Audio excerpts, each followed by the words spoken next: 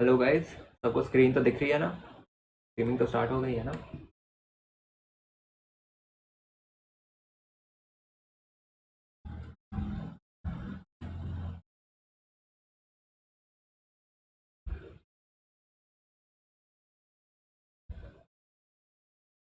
Hello hello hello Abhilipsa, hello Prachi, hello Alida. तो एक point है कि आज we were suppose to do the question practice for current electricity, जो कि सेकंड पार्ट था क्वेश्चन प्रैक्टिस का, लेकिन थोड़ा सा चेंज है प्लान में। क्योंकि अगर हम लोग आज क्वेश्चन प्रैक्टिस कर लेते तो तुम्हारा जो टेस्ट है उसके लिए पोर्शंस कवर नहीं होता।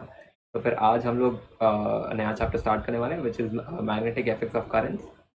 आज क्वेश्चन नहीं होगा, हाँ अभिलिप्सा, आज क्वेश्चन नहीं होगा।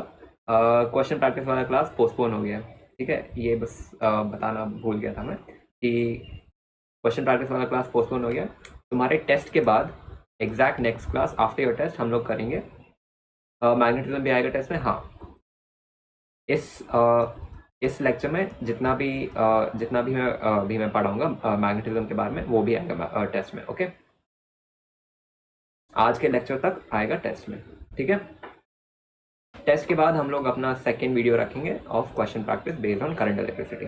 ठीक है, सेकेंड सेकेंड लेक्चर भी हम लोग करेंगे, लेकिन टेस्ट के बाद। क्योंकि आज अगर हम लोग क्वेश्चन प्रैक्टिस कर लेते तो तुम्हारा मैग्नेटिज्म वाला जो पोर्शन है वो रह जाता, इसीलिए थोड़ा सा शिफ्ट किया है बस classes. Okay, hello, good evening, good evening Harsh, Alida, good evening Bhavna, good evening. आज हम लोग मैग्नेटिज्म स्टार्ट करेंगे, ठीक है ना? Good evening Shruti, good evening. तो जब तक तुम लोग ज्वाइन कर रहे हो, जो भी नए स्टूडेंट्स हैं उनको पता नहीं होगा पर्सनल मेंटरशिप के बारे में, तो फिर मैं बता देता हूँ। देखो, पर्सनल मेंटरशिप में तुम्हें पर्सनल मेंटरशिप एक ऐसा चीज़ है जो कि सिर्फ आदित्य जोशी प्लेटफॉर्म पर ही अवेलेबल है। ठीक है, मतलब इस लेवल पे सिर्फ हम लोग करें। ठीक है, क्योंकि आपके पास मिलेगा one on one personal mentor, जो कि आपके साथ हमेशा टच में रहेगा through calls, video call, text, जैसे आपको चाहिए वैसे वो टच में रहेंगे आपके साथ। ठीक है, और ये जो मेंटर्स है, these are from top institutes of India, जैसे एम्स हो गया, एएफएमसी हो गया, जिपमर हो गया, and many other top colleges of India. ठीक है, उसके बाद आपको मिलेंगे FSC which is full syllabus test. उसके बाद आपको मिलेंगे premium exclusive lectures of question practice also, जहाँ पे मैं भी रहूँगा, मैं भी क्वेश्चन प्रैक्टिस करवाऊंगा। ठीक है, उसके साथ ही साथ आपको मिलेंगे 30,000 क्वेश्चन बैंक, मतलब 30,000, ये बहुत ज़्यादा क्वेश्चन होते हैं। ठीक है, उसके साथ आपको मिलेंगे टॉपर्स के हैंडमेड नोट्स भी मिलेंगे आपको साथ ही साथ। ठीक है, ये सब was available at a price of 5,000, लेकिन आदित्य भैया ने प्राइस कम कर दिया था टू 3,999 टू 3,999 पर ईयर। ये प्राइस है टिल योर नीट 2025, ये याद रखना। ठीक है, लेकिन अगर आप मेरा कूपन कोड यूज़ करोगे विच इज HITSH4, तो आपको मिलेगा अप टू 1,000 रुपीज़ ऑफ। ठीक है, ये हो गया पर्सनल मेंटरशिप के बारे में। तो इसके बाद हम लोग शुरू करेंगे आज के क्लास के साथ। मूविंग चार्जेस एंड मैग्नेटिज्म वाला चैप्टर हम लोग आज स्टार्ट करने वाले हैं। ठीक है, ज्वाइन कर लो सभी लोग, फिर हम लोग स्टार्ट करेंगे आज के क्लास के साथ। Good evening, good evening Dormi, good evening Jagriti, good evening. तो स्टार्ट करें मैग्नेटिज्म के साथ। मैग्नेट्स वाला जो चैप्टर रहने वाला है आज का एम है कि हम लोग एम्पियर्स लॉ तक पढ़ेंगे। ठीक है ना, एम्पियर्स लॉ तक हम लोग पढ़ेंगे। If time permits we will do Ampere's law, या फिर उसके जस्ट पहले हम लोग पढ़ लेंगे। ठीक है, टेस्ट का पोर्शन विल भी आज तक का जितना भी हम लोग पढ़ेंगे। ठीक है, आज तक का विल बी द टेस्ट का पोर्शन। ठीक है, आई गेस सबने ज्वाइन कर लिया, तो उसके साथ हम लोग शुरू करते हैं आज के लेक्चर के साथ। ठीक है, तो फिर मूविंग चार्जेस एंड मैग्नेटिज्म, ये चैप्टर है अबाउट चार्जेस एंड मैग्नेट्स। ठीक है, इस चैप्टर में काफ़ी सारे topics will be similar to the first chapter जो आपने पढ़ा है, which is electric fields and charges के। ठीक है, तो फिर मैग्नेट्स एक ऐसा चीज़ है जो हर बच्चा खेलता ही है, जब वो मैग्नेट्स के साथ तो खेलते हैं जब वो छोटा रहता है, बस उसी के बारे में हम लोग आज पढ़ने वाले हैं। ठीक है, जिस चीज़ के साथ तुम खेलते थे उसके बारे में आज हम पढ़ने वाले हैं। तो फिर इस चैप्टर को स्टार्ट करते हैं विद एन एक्सपेरिमेंट जिसे परफॉर्म किया था ऑयस्टर ने। ठीक है, तो स्टार्ट करते हैं। ठीक है, कुछ छुप रहा है क्या? नहीं ना? ओके ओके, ठीक है। ऑयस्टर एक्सपेरिमेंट, तो फिर ऑयस्टर ने किया क्या था, देखो। ऑयस्टर ने ऐसा किया था कि उसने एक बैटरी लिया था। बैटरी का कॉम्बिनेशन ऑफ सेल्स। ठीक है, बैटरी लिया और वो कुछ नहीं, बैटरी के दोनों साइड को उसने जोड़ दिया था तार के साथ। ठीक है, उसके बाद वो क्या किया, उसने एक मैग्नेटिक कंपस लेके आया। नॉर्मल कंपास मैग्नेटिक कंपास से अलग होता है, ठीक है। मैग्नेटिक कंपास मैग्नेट को रेस्पॉन्ड करता है, ठीक है। इसने क्या किया, इसने एक मैग्नेटिक कंपास लेके आया, कहाँ लेके आया, इस सर्किट के पास लेके आया, मान लो यहाँ पे लेके आए या फिर यहाँ पे लेके आए, ठीक है। तो फिर इन्होंने क्या नोटिस किया, इन्होंने नोटिस किया कि इसका जो नीडल है वो डिफ्लेक्ट हो गया। मान लो कि नीडल स्टार्टिंग में ऐसे था, तो फिर वो डिफ्लेक्ट हो गया इन दिस डायरेक्शन, ठीक है।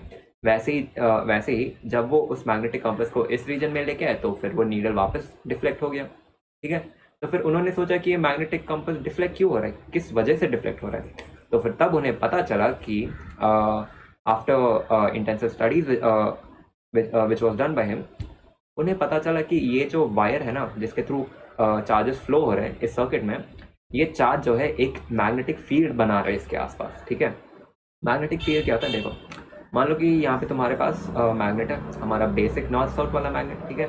तो फिर चार्जेस वाले चैप्टर में हमने पढ़ा था कि जहाँ पे पॉजिटिव चार्ज होता है और एक साइड पे नेगेटिव चार्ज होता है, ठीक है, जिसके वजह से इलेक्ट्रिक फील्ड लाइंस रहते थे, ठीक है। This was in the chapter of charges का चैप्टर। लेकिन यहाँ पे मैग्नेट्स के केस में मैग्नेटिक फील्ड लाइंस रहते हैं, ठीक है, जो कुछ ऐसे रहते हैं, ठीक है। दोनों में फर्क है, फर्क तुम ध्यान से देख लेना, यहाँ पे अंदर में नहीं है इलेक्ट्रिक फील्ड लाइन, लेकिन मैग्नेट के अंदर है मैग्नेटिक फील्ड लाइन, ठीक है।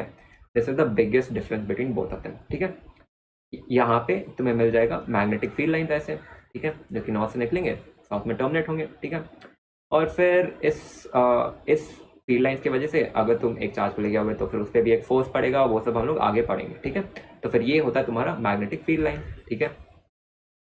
अब जो है अब तक तुमने पढ़ा होगा कि magnetic field lines due two magnets, ठीक है। लेकिन इस चैप्टर में हम लोग पढ़ेंगे magnetic field lines due two charges, ठीक है। एक मान लो कि एक करंट कैरिंग वायर है, ठीक है। ये करंट कैरिंग वायर भी एक मैग्नेटिक फील्ड जनरेट करता है इसके आसपास। उसका डायरेक्शन क्या होता है, उसे कैसे हम लोग फाइंड आउट करते हैं, वो सब हम लोग इसी चैप्टर में पढ़ने वाले हैं, ठीक है। तो ये था इंट्रो चैप्टर का। तो फिर स्टार्ट करते हैं इसके एक्सपेरिमेंट के साथ, ठीक है। When a magnetic needle was placed near a current carrying wire, it deflected. Every current carrying wire produces a magnetic field around it. This phenomena is known as electromagnetism, ठीक है। तो electromagnetism क्या होता है, every current carrying wire produces a magnetic field around it, ठीक है। इसी magnetic field को जो वो जनरेट करता है, वो करंट कैरिंग वायर, इस पूरे फिनोमिना को हम लोग कहते हैं इलेक्ट्रोमैग्नेटिज्म, ठीक है।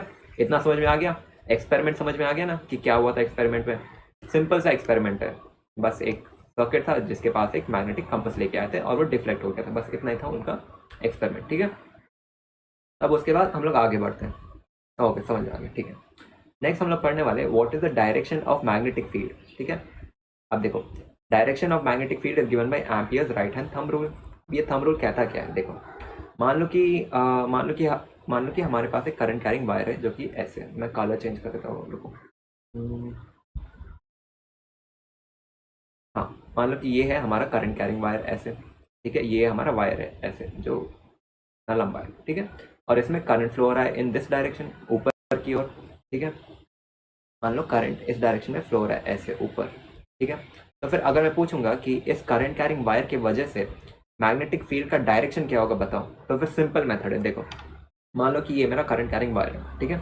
ये हो गया मेरा करंट कैरिंग वायर जिसमें करंट ऐसे ऊपर की ओर फ्लो हो रहा है, ठीक है। करंट का डायरेक्शन ऊपर की ओर है, ठीक है।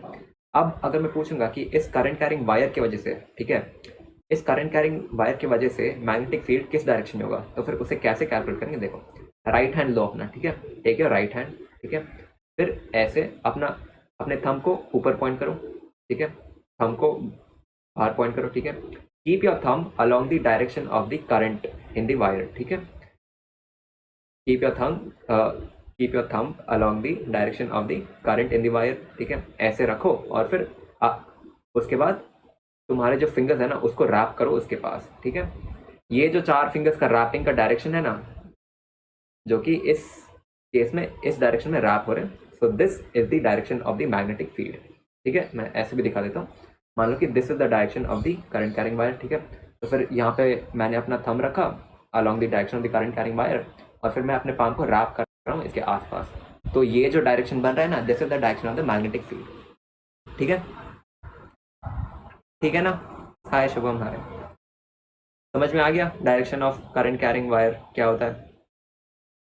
तो फिर तो फिर मान लो in this situation current is in this direction, तो अगर मैं अपने थंब को ऐसे रखूंगा along the direction of the current और मैं अपने फिंगर्स को रैप करूंगा, तो this will give me the direction of the magnetic field due to the current carrying wire. ठीक है, ये कब एप्लीकेबल है? This is applicable for a straight wire और अ स्ट्रेट कंडक्टर ओनली। ठीक है, इसे कहते हैं हम लोग राइट हैंड थंब रूल। ठीक है ना, समझ में आ गया? थंब को उस डायरेक्शन में रखो जहाँ पे करंट है, उसके बाद रैप योर फिंगर्स। ठीक है ना, मान लो कि करंट अगर मेरा नीचे फ्लो रहा है तो फिर थंब को मैं नीचे रखूंगा ऐसे और फिर मैं फिंगर्स को रैप करूंगा। This is the direction of the magnetic field produce due to the current carrying wire. Okay, तो फिर मैग्नेटिक फील्ड विल बी ऐसे, इस डायरेक्शन में रहेगा मैग्नेटिक फील्ड। ठीक है, thumb is along the direction of the current and the curling of the fingers or the curled fingers give us the direction of the magnetic field. Okay, ठीक है, आगे बढ़ते हैं। This is applicable only in the case of a straight wire or conductor. ठीक है, सबको समझ आ गया? ओके, ठीक है, अब आगे बढ़ते हैं। नेक्स्ट हम लोग पढ़ेंगे direction of magnetic field due to a circular current carrying wire. क्योंकि मान लो कि इस सिचुएशन में जो कि हमारा प्रीवियस सिचुएशन था, वहाँ पे हमारे पास एक स्ट्रेट वायर था। ठीक है, प्रीवियस सिचुएशन में हमारे पास एक स्ट्रेट वायर था जिसमें करंट ऐसे फ्लो हो रहा था। ठीक है, मान लो कि मैंने वायर को सर्कुलर लिया है। ठीक है, और उसमें करंट ऐसे फ्लो हो रहा है। अब कैसे निकालोगे? देखो, अब कैसे निकालेंगे? देखो, मान लो कि दिस इज माई वायर, कुछ सर्कुलर नहीं है क्या मेरे पास? अच्छा छोड़ो, कुछ भी नहीं है। तो मान लो कि दिस इज माई वायर, ठीक है, और करंट का डायरेक्शन ये है। ठीक है, तो इसमें कैसे फाइंड आउट करते हैं? तुम्हारा जो 4 फिंगर्स है ना, wrap them along the direction of the current. ठीक है, क्योंकि इस सिचुएशन में करंट इस डायरेक्शन में है, अलोंग दिस डायरेक्शन, तो फिर मैं अपने फिंगर्स को ऐसे रैप करूंगा along the direction of current. ठीक है, और मेरा thumb will give me the direction of magnetic field. तो फिर इस सिचुएशन में अगर मैं ऐसे रैप करूंगा, कुछ सर्कुलर क्यों नहीं है? हाँ, ये चलेगा, ये काम करेंगे। मान लो कि this is something which is the direction of the current in the wire. ठीक है, मान लो कि इसका border is the direction of the current. ठीक है, तो फिर मैं अपने पाम को ऐसे रैप करूंगा along the direction of the current in the wire. ठीक है, और मेरा थंब जो है that will give me the direction of magnetic field. ठीक है, मान लो करंट ऐसे फ्लो हो रहा है इस डायरेक्शन में, तो फिर मैं अपने पाम को ऐसे रैप करूंगा और फिर मेरा थंब जो है वो अंदर की ओर पॉइंट आउट कर रहा है। यहाँ पे देखो, थंब अंदर की ओर पॉइंट आउट कर रहा है, तो this is the direction of magnetic field. ठीक है, मान लो कि इस बार करंट जो है वो ऑपोजिट डायरेक्शन में फ्लो हो रहा है। मान लो करंट ऐसे फ्लो हो रहा है, तो फिर इन दिस डायरेक्शन मैं अपने वापस इतना तो समझ में आ रहा है ना?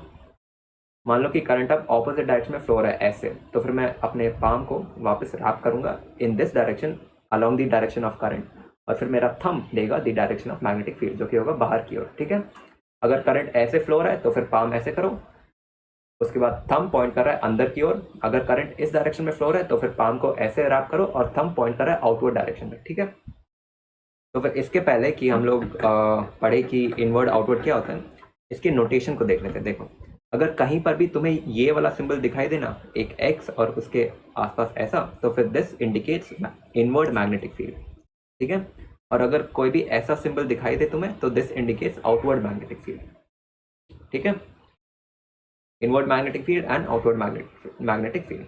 तो फिर इस सिचुएशन में magnetic field will B inward और आउटवर्ड। बताओ, स्क्रीन पर ही लो, अपने हाथ को ऐसे पॉइंट करो तो तुम्हें दिखेगा कि ये स्क्रीन के अंदर जा रहा है, यानी कि this is inward magnetic field. तो फिर यहाँ पे सिंबल होगा एक एक्स और एक सर्कल, यानी कि मैग्नेटिक फील्ड इज इनसाइड। ठीक है, कुछ ऐसे होगा, ऐसे जाएगा, ऐसे बाहर आएगा, ऐसे जाके ऐसे बाहर आएगा, ऐसे जाके ऐसे बाहर आएगा। समझ में आया? इनवर्ड होगा, एकदम सही। इतना समझ में आ रहा है ना? This is the direction of inward magnetic field and this is the direction of outward magnetic field. ठीक है, अब इस नेक्स्ट एग्जाम्पल में करंट का डायरेक्शन ऑपोजिट है, तो फिर सेम चीज करो, अपने पाम को लो, स्क्रीन पे रखो, wrap it along the direction of current in the wire, और फिर तुम्हारा थंब जो है वो देगा डायरेक्शन ऑफ मैग्नेटिक फील्ड जो कि इन दिस सिचुएशन इज आउटसाइड। ठीक है, बाहर की ओर है magnetic field in this situation. ठीक है, अपने स्क्रीन पे रखो अपने हाथ को, कर्ल इट, उसके बाद थंब का direction will give you the direction of magnetic field which is outward in this situation. ठीक है, प्रीवियस सिचुएशन में इनवर्ड था, इस सिचुएशन में आउटवर्ड है। ठीक है, समझ में आ गया ना? Curled fingers give us the direction of current and the thumb gives us the direction of magnetic field. This is in the case of a circular current carrying wire. ठीक है ना? ठीक है, और यहाँ पे the indication will be a dot and इसके आसपास एक circle. ठीक है? This denotes outward magnetic field and this denotes inward magnetic field. All clear? समझ में आ गया? अब मैं तुमसे कुछ क्वेश्चन पूछ लेता हूँ, फिर उसका आंसर बता दो. ठीक है? मान लो कि ऐसे मैंने एक वायर लिया, ठीक है, जिसका डायरेक्शन ऐसे है. तो फिर tell me, will the magnetic field be inward outward? बताओ. स्क्रीन के ऊपर अपने पाम को रखो, रैप करो और बताओ इनवर्ड होगा या आउटवर्ड होगा. बताओ. इस सिचुएशन में इनवर्ड होगा या आउटवर्ड? और इस सिचुएशन में क्या होगा? मान लो कि it is an opposite direction. इस सिचुएशन में क्या होगा? बताओ.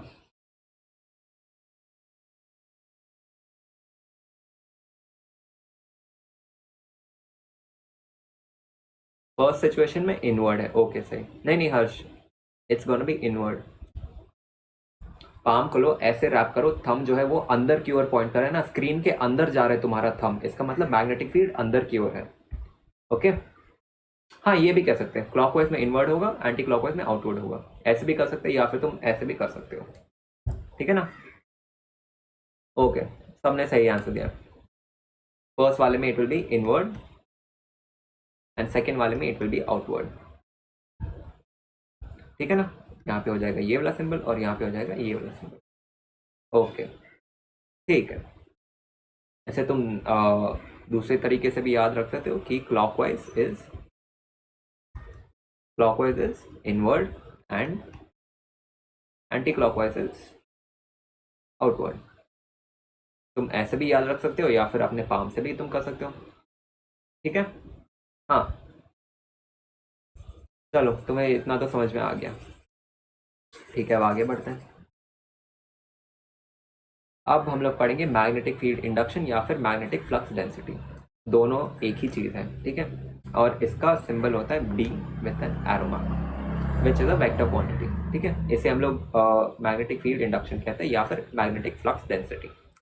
अब ये होता क्या है? देखो, मैग्नेटिक फील्ड इंडक्शन होता है magnetic force divided by pole strength. अब पोल स्ट्रेंथ क्या होता है? देखो, चार्जेस के केस में we studied about let's say dipole हमने पढ़ा था. ठीक है? जहाँ पे एक पॉजिटिव चार्ज था और एक नेगेटिव चार्ज था. यहाँ पे हम लोग क्यू को रिप्रेजेंट कर रहे थे विथ मैग्नीट्यूड ऑफ चार्ज. ठीक है? लेकिन मैग्नेट्स के केस में होगा क्या कि मान लो मेरे पास यहाँ पे एक मैग्नेट है, यहाँ पे नॉर्थ पोल है, यहाँ पे साउथ पोल है. ठीक है? लेकिन यहाँ पे तो चार्ज है नहीं, तो फिर हम लोग कैसे डिनोट करेंगे कि क्या मैग्नीट्यूड है. ठीक है? तो फिर उसे हम लोग डिनोट करेंगे with the help of pole strength. Pole strength की हेल्प से हम लोग डिनोट करेंगे. ठीक है? चार्जेस के केस में मान लो कि यहाँ पे एक चार्ज है Q1 और यहाँ पे एक और चार्ज है Q2. ठीक है? तो फिर Q1 जितना बड़ा होगा उतना ही ज़्यादा फोर्स Q2 पे वो एग्जर्ट करेगा. वैसे ही मैग्नेट्स के केस में मान लो कि यहाँ पे एक पोल है और यहाँ पे दूसरा पोल है. जितना बड़ा इसका पोल स्ट्रेंथ होगा उतना ही ज़्यादा फोर्स है वो इस पोल को रिपेल करेगा. वैसे ही होता है इन दिस सिचुएशन. ठीक है? तो फिर इतना समझ में आ गया ना? मैग्नेट्स के केस में हम लोग पढ़ते हैं पोल स्ट्रेंथ एंड चार्जेस के केस में हम लोग पढ़ते हैं चार्ज का मैग्नीट्यूड. ठीक है? और क्लियर? आगे बढ़े. तो मैग्नेटिक फील्ड इंडक्शन होता है magnetic force divided by pole strength. Pole strength को हम लोग डिनोट करते हैं स्मॉल m से. ठीक है? और मैग्नेटिक फोर्स को हम लोग डिनोट करते हैं F से, which is a normal force. ठीक है? फिर ये हो जाएगा force divided by pole strength. ठीक है? और एक और चीज़ है कि magnetic field induction is equal to magnetic flux divided by area. तो फिर हम लोग B को ऐसे भी रिप्रेजेंट कर सकते हैं which is magnetic flux divided by area. ठीक है? इलेक्ट्रिक फ्लक्स क्या होता था? याद है सभी को? इलेक्ट्रिक फ्लक्स क्या होता था? मान लो कि ये मेरा एरिया है, यहाँ पे इतने इलेक्ट्रिक फील्ड लाइंस निकल रहे, तो फिर इन दोनों का product used to give me the electric flux. वैसे ही मैग्नेट्स के केस में मैग्नेटिक फ्लक्स होगा. मान लो मेरे पास ये एरिया है, इसके थ्रू इतने magnetic field lines pass out हो रहे हैं. तो फिर इन this situation magnetic flux will be magnetic field lines into area. ठीक है? ओके, आगे बढ़ते हैं. इतना तो समझ में आ गया ना कि B is equal to force divided by portion, या फिर magnetic field induction is equal to magnetic flux divided by area. दिख नहीं रहा, ओ सॉरी सॉरी सॉरी, अब दिख रहा है, अब दिख रहा है, अब क्लियर है ना। मैं बस इतना बोल रहा था कि इलेक्ट्रिक फ्लक्स इज, मान लो ये एरिया है, इसके थ्रू इतने इलेक्ट्रिक फील्ड लाइन्स निकल रहे, तो फिर इन दोनों का प्रोडक्ट हुआ इलेक्ट्रिक फ्लक्स, ठीक है। और मान लो कि मैग्नेटिक फ्लक्स होता है, मान लो यहाँ पे एरिया ए,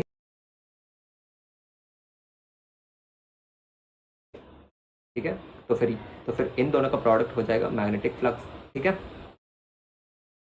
ये हो जाएगा मैग्नेटिक फ्लक्स। ओके, क्लियर है, समझ में आ गया सभी को, और क्लियर ना।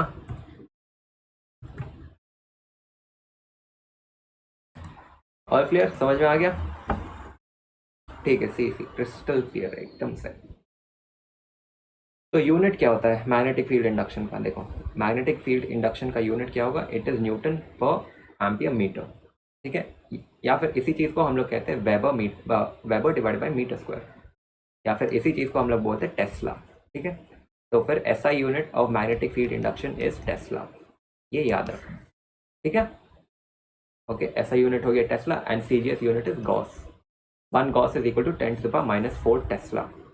ये याद रखना है, यहाँ पे स्टूडेंट्स कंफ्यूज बताते हैं कि वो 10 टू द पावर +4 होता है या फिर वो 10 टू द पावर -4 होता है, ठीक है। वो होता है 1 gauss is equal to 10 to power -4 Tesla.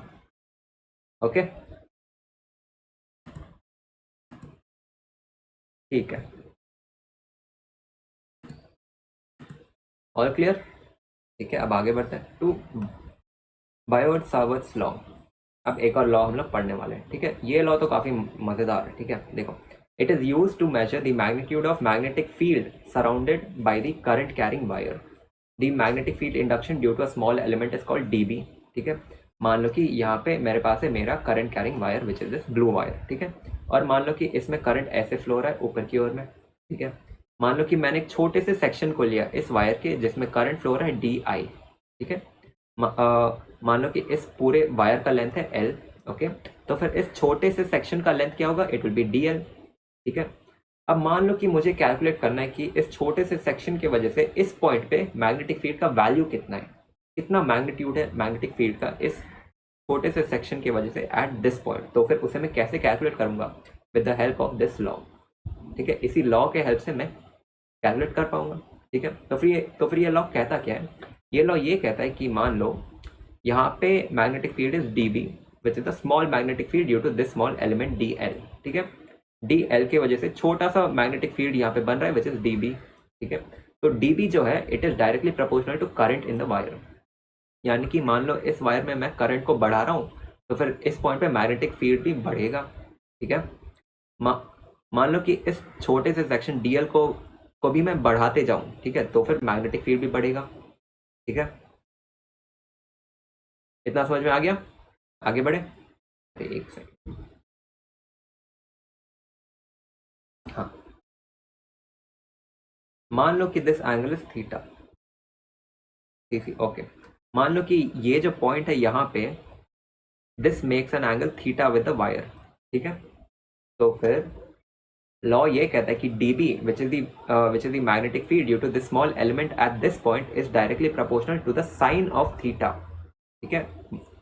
मान लो कि थीटा स्टार्टिंग में इतना था और फिर सेकेंड केस में थीटा इतना हो गया, तो फिर यहाँ पे दिस इज थीटा 1 थीटा 2, ठीक है। तो फिर जो मैग्नेटिक फील्ड होगा that will be directly proportional to sine of this theta. मान लो कि यहाँ पे थीटा का एंगल है 30 और यहाँ पे थीटा का एंगल है 60, तो फिर dB will be directly proportional to sine of this angle, in this situation sin 30, in this situation sin 60, ठीक है, ठीक है।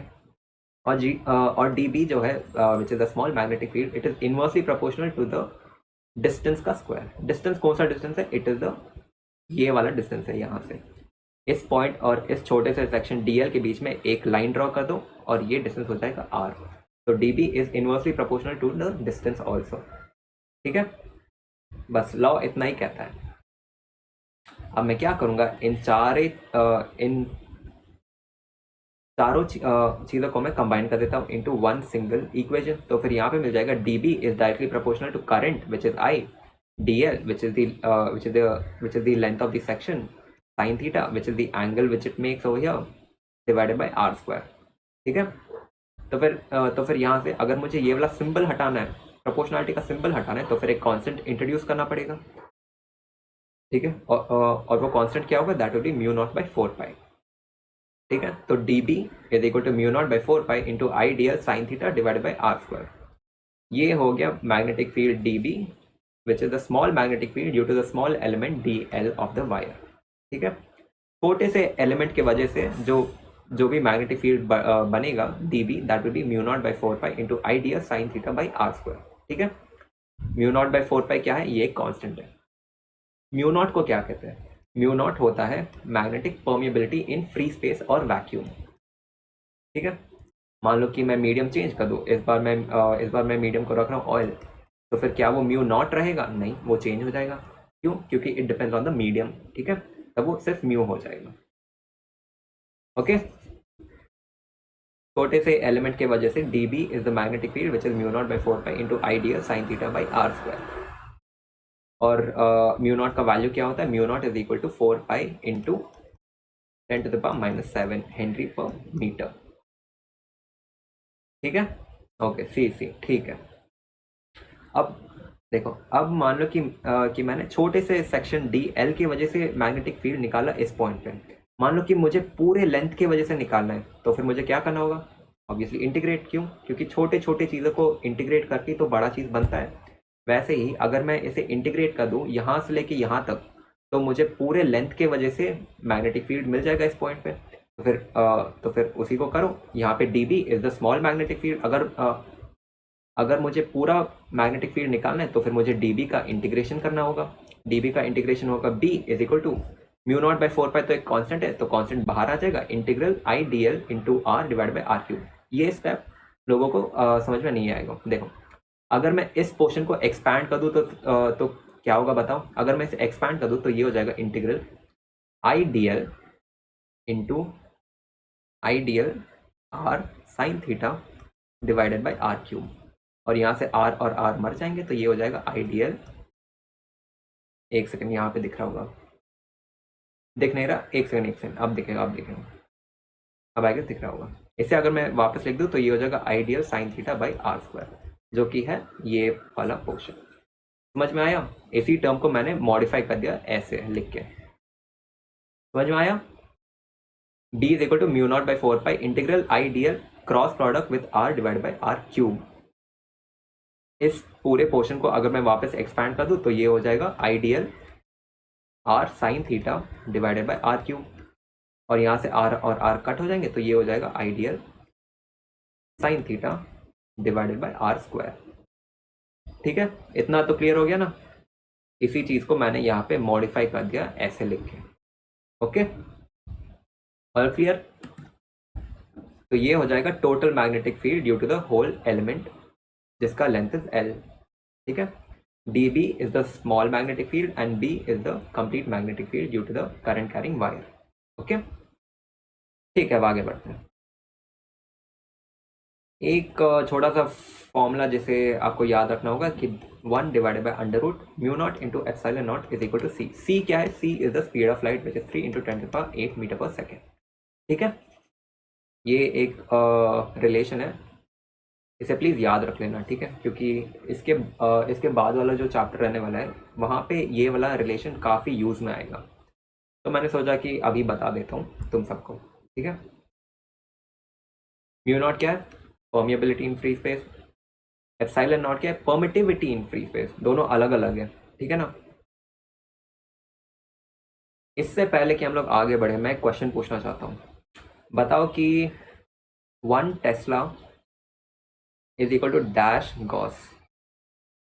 बताओ क्या होगा answer. 1 tesla is equal to dash gauss. देखते कि कितने लोग अटेंशन पे कर रहे थे लेक्चर में। 1 tesla is equal to dash gauss. बताओ आंसर क्या होगा। चैट सेक्शन में बताओ आंसर क्या होगा। 1 tesla is equal to dash gauss 10⁴। एकदम सही अभिलेखा, करेक्ट, बिल्कुल सही अभिलेखा, सही बोला। 10⁴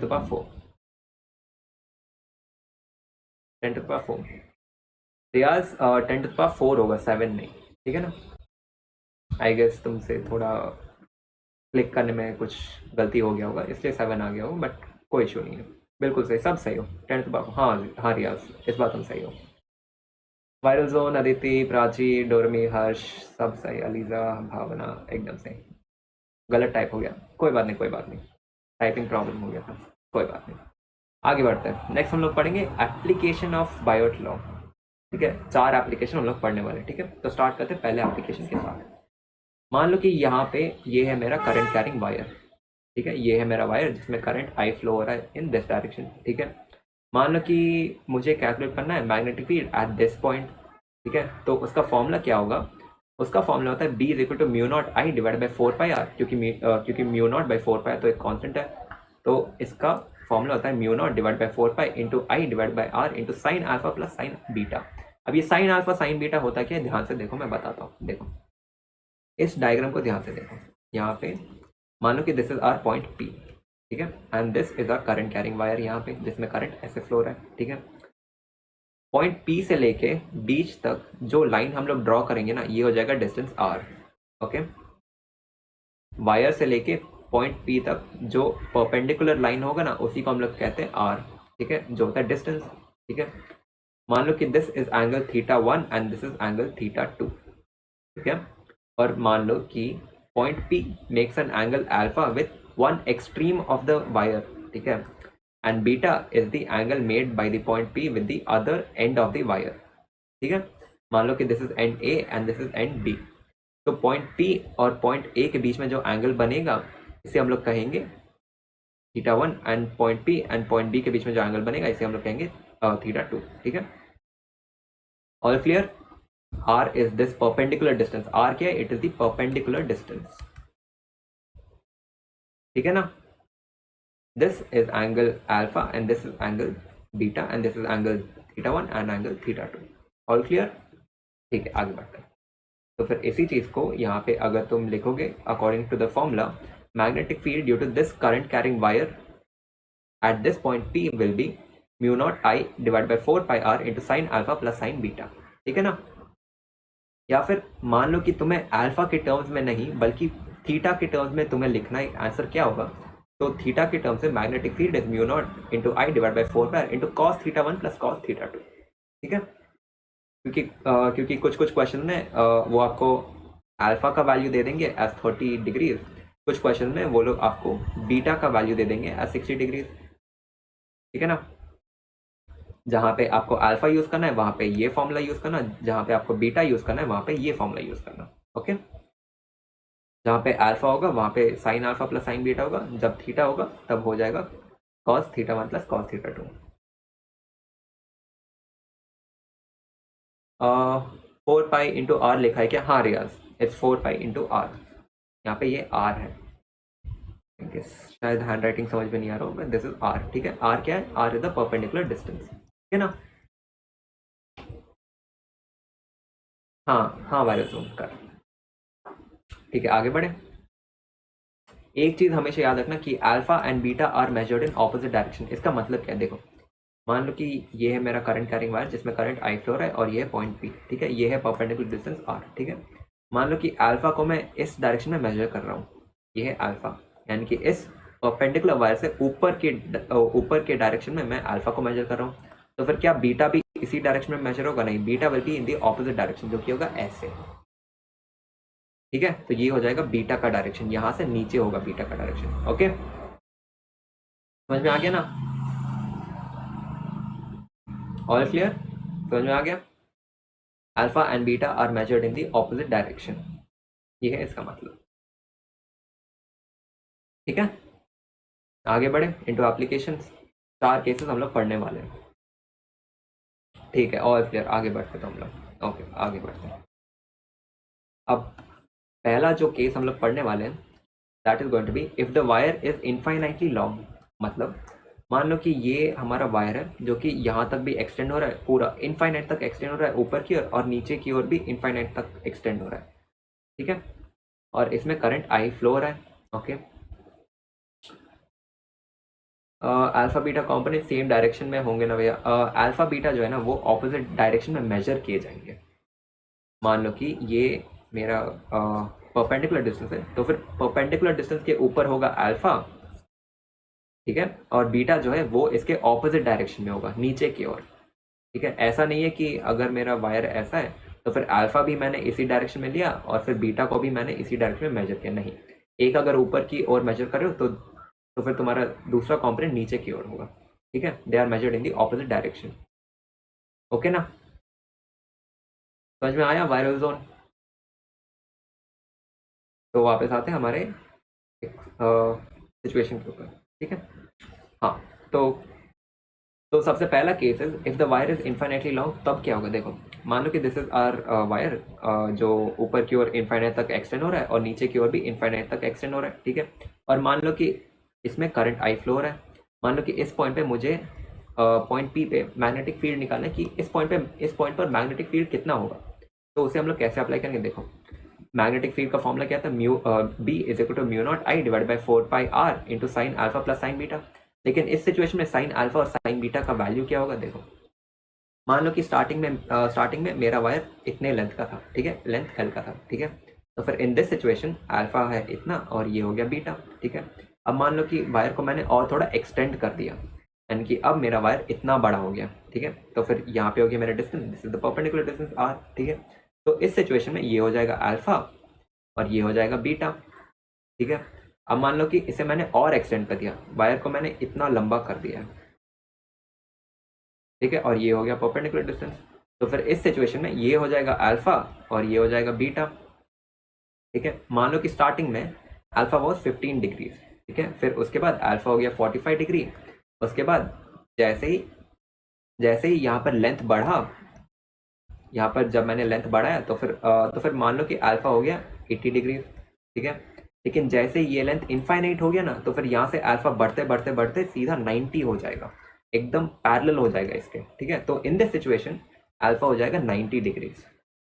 कब होगा अल्फा इक्वल टू 90 डिग्री? जब इनफाइनाइट तक एक्सटेंड हो जाएगा, क्योंकि अगर कोई भी वायर इनफाइनाइट तक एक्सटेंड होगा ना, मान लो कि ये वायर यहाँ तक एक्सटेंड हो रहा है, तो फिर यहाँ पे अगर मैं अल्फा को मेजर करने जाऊंगा तो फिर अल्फा तो खत्म ही नहीं होगा, अल्फा का line will be almost parallel हो जाएगा। जब ये ऑलमोस्ट पैरेलल हो जाएगा तो फिर यहाँ पे एंगल बन जाएगा 90 डिग्री के बराबर। एग्जैक्ट 90 नहीं होगा लेकिन 90 के क्लोज होगा, से 89.9 कुछ हो जाएगा, ठीक है। तो फिर सेम सिचुएशन होगा बीटा के केस में भी, कि यहाँ से अगर मैं ये इन्फिनिटी तक एक्सटेंड हो रहा है, तो फिर यहाँ पे अगर मैं लाइन ऐसे ड्रॉ करूंगा तो फिर ये एकदम जाते जाते पैरेलल हो जाएगा। जब ये पैरेलल हो जाएगा तो फिर ठीक अल्फा हो जाएगा 90 डिग्री के बराबर, ठीक है। वैसे ही नीचे की ओर जब मैं इसे एक्सटेंड करूंगा तो ये भी हो जाएगा almost equal to 90 degree, beta भी 90 के इक्वल हो जाएगा, ठीक है। सबको समझ में आ गया कि क्यों अल्फा और बीटा 90 हो जाते हैं यहाँ पे? ठीक है, आगे बढ़ते हैं। तो फिर यहाँ पे alpha comma beta is equal to 90 degree, ठीक है, क्रिस्टल क्लियर। तो फिर यहाँ पे हो जाएगा साइन 90 प्लस साइन 90। अब साइन 90 का वैल्यू कितना होता है? 1, यानी कि 1 + 1 हो जाएगा ये पूरा चीज़। तो यहाँ पे b will be mu not I divide by 4πr into 2। 2 क्यों हुआ? क्योंकि यहाँ पे साइन 90 का वैल्यू 1 होता है, तो 1 + 1 हो जाएगा 2। तो b is equal to mu not into I divide by 2πr हो जाएगा। यहाँ से 2 और 4 को कैंसिल कर देना, तो ये हो जाएगा b is equal to mu not I divide by 2πr, ठीक है। समझ में आ गया? अगर मैं पूछूं कि इसके लिए ग्राफ ड्रॉ करो इन दो चीज़ों के बीच में, मान लो कि y एक्सिस पे मैंने लिया मैग्नेटिक फील्ड और x एक्सिस पर मैंने लिया डिस्टेंस जो कि है r। अगर मैं पूछूंगा कि दोनों के बीच में रिलेशनशिप क्या है, तो फिर इस फॉर्मूला के बेसिस में तुम कह सकते हो कि magnetic field is inversely proportional to distance. यानी कि जैसे ही मैं डिस्टेंस बढ़ाऊंगा तो फिर मैग्नेटिक फील्ड कम होते जाएगा। यहाँ पे डिस्टेंस कम है तो फिर मैग्नेटिक फील्ड ज़्यादा है, यहाँ पर डिस्टेंस ज़्यादा है तो फिर मैग्नेटिक फील्ड कम है, ठीक है। रेक्टेंगुलर हाइपरबोला, एकदम सही, एकदम सही, ठीक है। सबको समझ में आ गया? इनवर्स ऑफ आर, हाँ जागृति बिल्कुल सही, हाँ वायरल जोन रेक्टेंगुलर हाइपरबोला होगा, सब ठीक है। समझ में आ गया ना? सभी को समझ में आ गया? क्रिस्टल क्लियर, ठीक है, ठीक है, आगे बढ़ेंगे, आगे बढ़ेंगे। ओके, सबको समझ में आ गया, ठीक है, आगे बढ़ते हैं। अब हम लोग पढ़ेंगे केस 2। केस 2 में क्या होगा कि मान लो कि इनिशियली जो पॉइंट P ऐसे था, यहाँ पे पॉइंट P था स्टार्टिंग में। अब क्या हो रहा है, मैं पॉइंट P को नीचे लेके आ गया, मैं यहाँ पे पॉइंट P को लेके आ गया, ठीक है। लेकिन लेकिन एक साइड का वायर जो है वो इनफाइनाइट तक एक्सटेंड हो रहा है, ये तो इनफाइनाइट तक जा रहा है, लेकिन ये यहाँ से स्टार्ट हो रहा है और मान लो कि पॉइंट पी भी यहीं पे है। अब अगर मैं पूछूंगा कि इस इनफाइनाइटली लॉन्ग वायर की वजह से जिसमें करंट आई फ्लो हो रहा है, पॉइंट पी पे कितना मैग्नेटिक फील्ड होगा, तो उसे कैसे कैलकुलेट करेंगे, देखो ध्यान से देखो। यहाँ पे मान लो कि this is the perpendicular distance r, ठीक है, ये आर है। मैं एक काम करता हूँ, इसे मैं कैपिटल में लिख देता हूँ। दिख नहीं रहा है, अब दिख रहा है, अच्छा दिख नहीं रहा था कि मैं एक्सप्लेन करता हूँ, देखो वापस एक्सप्लेन करता हूँ। इनिशियली हमने पढ़ा था कि वायर इतना लंबा है और पॉइंट पी मतलब कहीं पे बीच में, ठीक है, लेकिन अब हम लोग क्या कर रहे हैं कि सेम वायर को हम लोग एक साइड इनफाइनाइट तक एक्सटेंड कर रहे हैं, ठीक है, ये साइड इनफाइनाइट तक जा रहा है और पॉइंट पी जो है वो एक और साइड के एज पे आ गया है, ठीक है ना, समझ में आया। पॉइंट पी जो है वायर के एक एंड पर है और दूसरा एंड इनफाइनाइट तक एक्सटेंड हो रहा है। All clear? Point P is along one end and the other end extends to infinite. तो फिर इन दिस सिचुएशन अगर मैं पूछूंगा कि इस वायर की वजह से जिसमें करंट आई फ्लो हो रहा है, तो फिर पॉइंट पी पे कितना मैग्नेटिक फील्ड होगा, उसे कैसे कैलकुलेट करेंगे, तो वो होगा, तो फिर सेम अपना लॉजिक अप्लाई करो, अल्फा बीटा ढूंढो कितना होगा अल्फा बीटा। यहाँ पे अल्फा कितना होगा बताओ, अगर ये इनफाइनाइट तक एक्सटेंड हो रहा है तो फिर यहाँ से अगर मैं एक लाइन ऐसे ड्रॉप करूंगा टू पी, तो this will be equal to 90, almost 90 होगा ये, ठीक है। तो अल्फा तो हो गया 90, बीटा कितना होगा बताओ। यहाँ से अगर मैं नीचे चलूंगा, लेकिन अगर मैं नीचे चलूंगा तो कुछ बचेगा ही नहीं ना, अल्फा तो मेरा 90 डिग्री हो गया, लेकिन पॉइंट पी जो है वो एकदम एक एंड पर है, इस वायर के एंड पे है, तो फिर यहाँ से मैं बीटा निकाल ही नहीं सकता, beta is 0 degree in this situation. हाँ बिल्कुल सही, हाँ रियाज अली का प्राची बिल्कुल सही, alpha is 90 and beta is equal to 0 degree. क्यों? क्योंकि ये पॉइंट पी जो है वायर के एक एंड पर है, यहाँ से नीचे हम लोग नहीं जा सकते, सिर्फ ऊपर जा सकते, तो फिर जब हम लोग ऊपर जाएंगे यहाँ तक, यहाँ पे ये इनफाइनाइट तक एक्सटेंड होता है और यहाँ पे एंगल हो जाएगा ऑलमोस्ट इक्वल टू 90 डिग्री, तो अल्फा 90 और बीटा 0 है। बिल्कुल सही, प्राची, वायरल जोन, डोरमी, श्रुति, बिल्कुल सही, alpha is 90 degree and beta is 0 degree. तो अब क्या करना है, फॉर्मूला लिखो, अप्लाई करो, अल्फा बीटा का वैल्यू सब्स्टिट्यूट करो और कैलकुलेट करो।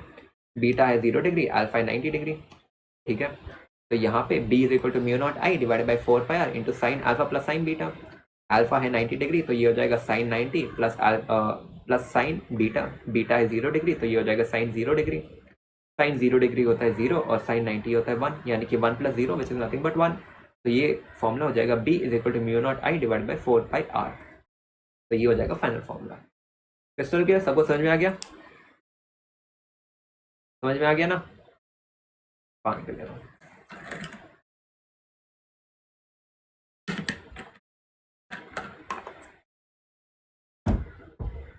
और क्लियर, ठीक है आगे बढ़ते हैं, ठीक है आगे बढ़ते हैं। ओके, नेक्स्ट केस 3 होने वाला है। Case 3 is if point P is at the perpendicular bisector. Perpendicular bisector का मतलब क्या होता है, मान लो कि ये मेरा पेन है, इस पेन का एग्जैक्ट सेंटर यहाँ पे आता है, तो फिर इस सेंटर के अलोंग अगर मैं एक लाइन ऐसे ड्रॉ कर दूँ तो ये लाइन तो फिर ये स्टाइलस या फिर पेन जो है जहाँ पे टच करता है ना, ये पॉइंट हो जाएगा इसका परपेंडिकुलर बाइसेक्टर, यानी कि ये पॉइंट इस पूरे चीज को दो एग्जैक्ट एंगल्स में डिवाइड कर रहा है, ठीक है। तो फिर third case is when point P is along the perpendicular bisector. Perpendicular bisector का मतलब है कि ये इसे एग्जैक्ट सेम एंगल्स में डिवाइड कर रहा है। यहाँ पे मान लो एंगल थीटा 1 है, यहाँ पे एंगल थीटा 2 है, तो theta 1 is equal to theta 2। तब हम लोग कहते हैं कि this point is the perpendicular bisector. Okay, समझ में आ गया? परपेंडिकुलर बाइसेक्टर क्या होता है, सेम एंगल में डिवाइड कर रहा है ऊपर भी और नीचे भी, तब हम लोग कहते हैं कि ये एक परपेंडिकुलर बाइसेक्टर है। ये लाइन एग्जैक्ट सेंटर पे आके मिलता है इस वायर के। ओके, ठीक है आगे बढ़ते हैं। तो फिर in this case alpha beta कितना होगा, देखो यहाँ पे अगर ये एग्जैक्ट सेंटर पे आके मिल रहा है और इस पूरे वायर का लेंथ L है, तो फिर सेंटर पे ये स्प्लिट हो जाएगा, यानी कि ऊपर जितना पार्ट है इसका लेंथ हो जाएगा L/2 और नीचे हो जाएगा L/2, ठीक है। Upper half will be L/2 and lower half will be L/2। Okay, तो यहाँ से ये हो गया हमारा perpendicular distance which is R। Okay, ठीक है। अब अल्फा बीटा ढूंढो। यहाँ पे मान लो कि this angle is alpha and this angle down is beta, ठीक है। लेकिन अल्फा का एग्जैक्ट वैल्यू एंड बीटा का एग्जैक्ट वैल्यू हमें पता नहीं है। क्यों नहीं पता है? क्योंकि इसका कोई स्टैंडर्ड वैल्यू नहीं है। क्यों नहीं है? देखो, मान लो कि इनिशियली मेरा लेंथ इतना है, ठीक है, और यहाँ पे इसका परपेंडिकुलर बाइसेक्टर है। तो फिर मान लो कि यहाँ पे अल्फा है 45 डिग्री और बीटा है 45 डिग्री, ठीक है। मान लो कि इस पूरे लेंथ को मैं छोटा कर दूँ, मैं इतना सा कर दूँ, ठीक है। और इस सिचुएशन में मान लो ये हो गया अल्फा और ये हो गया बीटा। इस सिचुएशन में तुम खुद देख सकते हो कि यहाँ पे अल्फा का वैल्यू कम है, लेट्स से अराउंड 30 डिग्रीज, ठीक है, और बीटा का भी वैल्यू 30 डिग्री है, ठीक है। लेकिन क्या ये दोनों परपेंडिकुलर बाइसेक्टर है? जी हाँ, ये दोनों परपेंडिकुलर बाइसेक्टर है। लेकिन इन दिस सिचुएशन अल्फा का वैल्यू कुछ और है, इस सिचुएशन में अल्फा का वैल्यू कुछ और है। इसीलिए हम लोग कहते हैं कि परपेंडिकुलर बाइसेक्टर का कोई स्टैंडर्ड वैल्यू नहीं होता है, ठीक है। वो क्वेश्चन में आपको दिया जाएगा, ओके, क्वेश्चन में आपको दिया जाएगा, तो फिर वहां से आप सॉल्व कर लेना, ठीक है। आगे बढ़े तो फिर यहाँ से तुम अपना फॉर्मूला अप्लाई करो कि b is equal to mu not I divide by 4 pi r into sine alpha plus sine beta. लेकिन सिंस ये परपेंडिकुलर बाइसेक्टर है तो फिर alpha is equal to beta, ठीक है।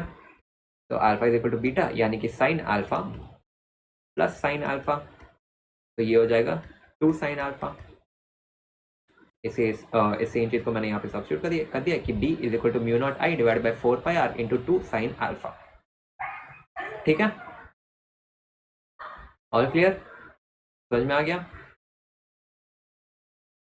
ठीक है, आगे बढ़ते हैं। Case 4, if point P lies along the wire, यानी कि मान लो ये मेरा वायर है जिसका लेंथ L है, और मान लो कि ये जो पॉइंट P है इस वायर के अलोंग है, along the axis of this wire, ठीक है। मान लो कि ये हो गया वायर का एक्सिस और पॉइंट P यहाँ पे। तो फिर इस सिचुएशन में परपेंडिकुलर बाइसेक्टर कहाँ है? परपेंडिकुलर बाइसेक्टर है ही नहीं। क्यों? क्योंकि यहाँ से कौन सा परपेंडिकुलर डिस्टेंस कैलकुलेट करोगे? कोई परपेंडिकुलर डिस्टेंस ही नहीं है। तो फिर इन दिस सिचुएशन r है ही नहीं, r डज नॉट एग्जिस्ट, इसलिए इस सिचुएशन में मैग्नेटिक फील्ड हो जाएगा 0, ठीक है। Along the wire there is no magnetic field. ये तो तुम खुद भी वेरीफाई कर सकते हो। मान लो कि ये मेरा वायर है जिसमें करंट आई फ्लो हो रहा है ऊपर की ओर, तो फिर मैं अपने थंब को रखूंगा along the direction of current और मेरा fingers will give me the direction of magnetic field. तो फिर इस सिचुएशन में मैग्नेटिक फील्ड है ऐसे अराउंड द वायर, मतलब ऐसे है मैग्नेटिक फील्ड मेरा, ऐसे। वायर के अलोंग तो मैग्नेटिक फील्ड है ही नहीं, इसके आसपास है मैग्नेटिक फील्ड, इसके अलोंग कोई भी मैग्नेटिक फील्ड नहीं है, ठीक है। समझ में आया?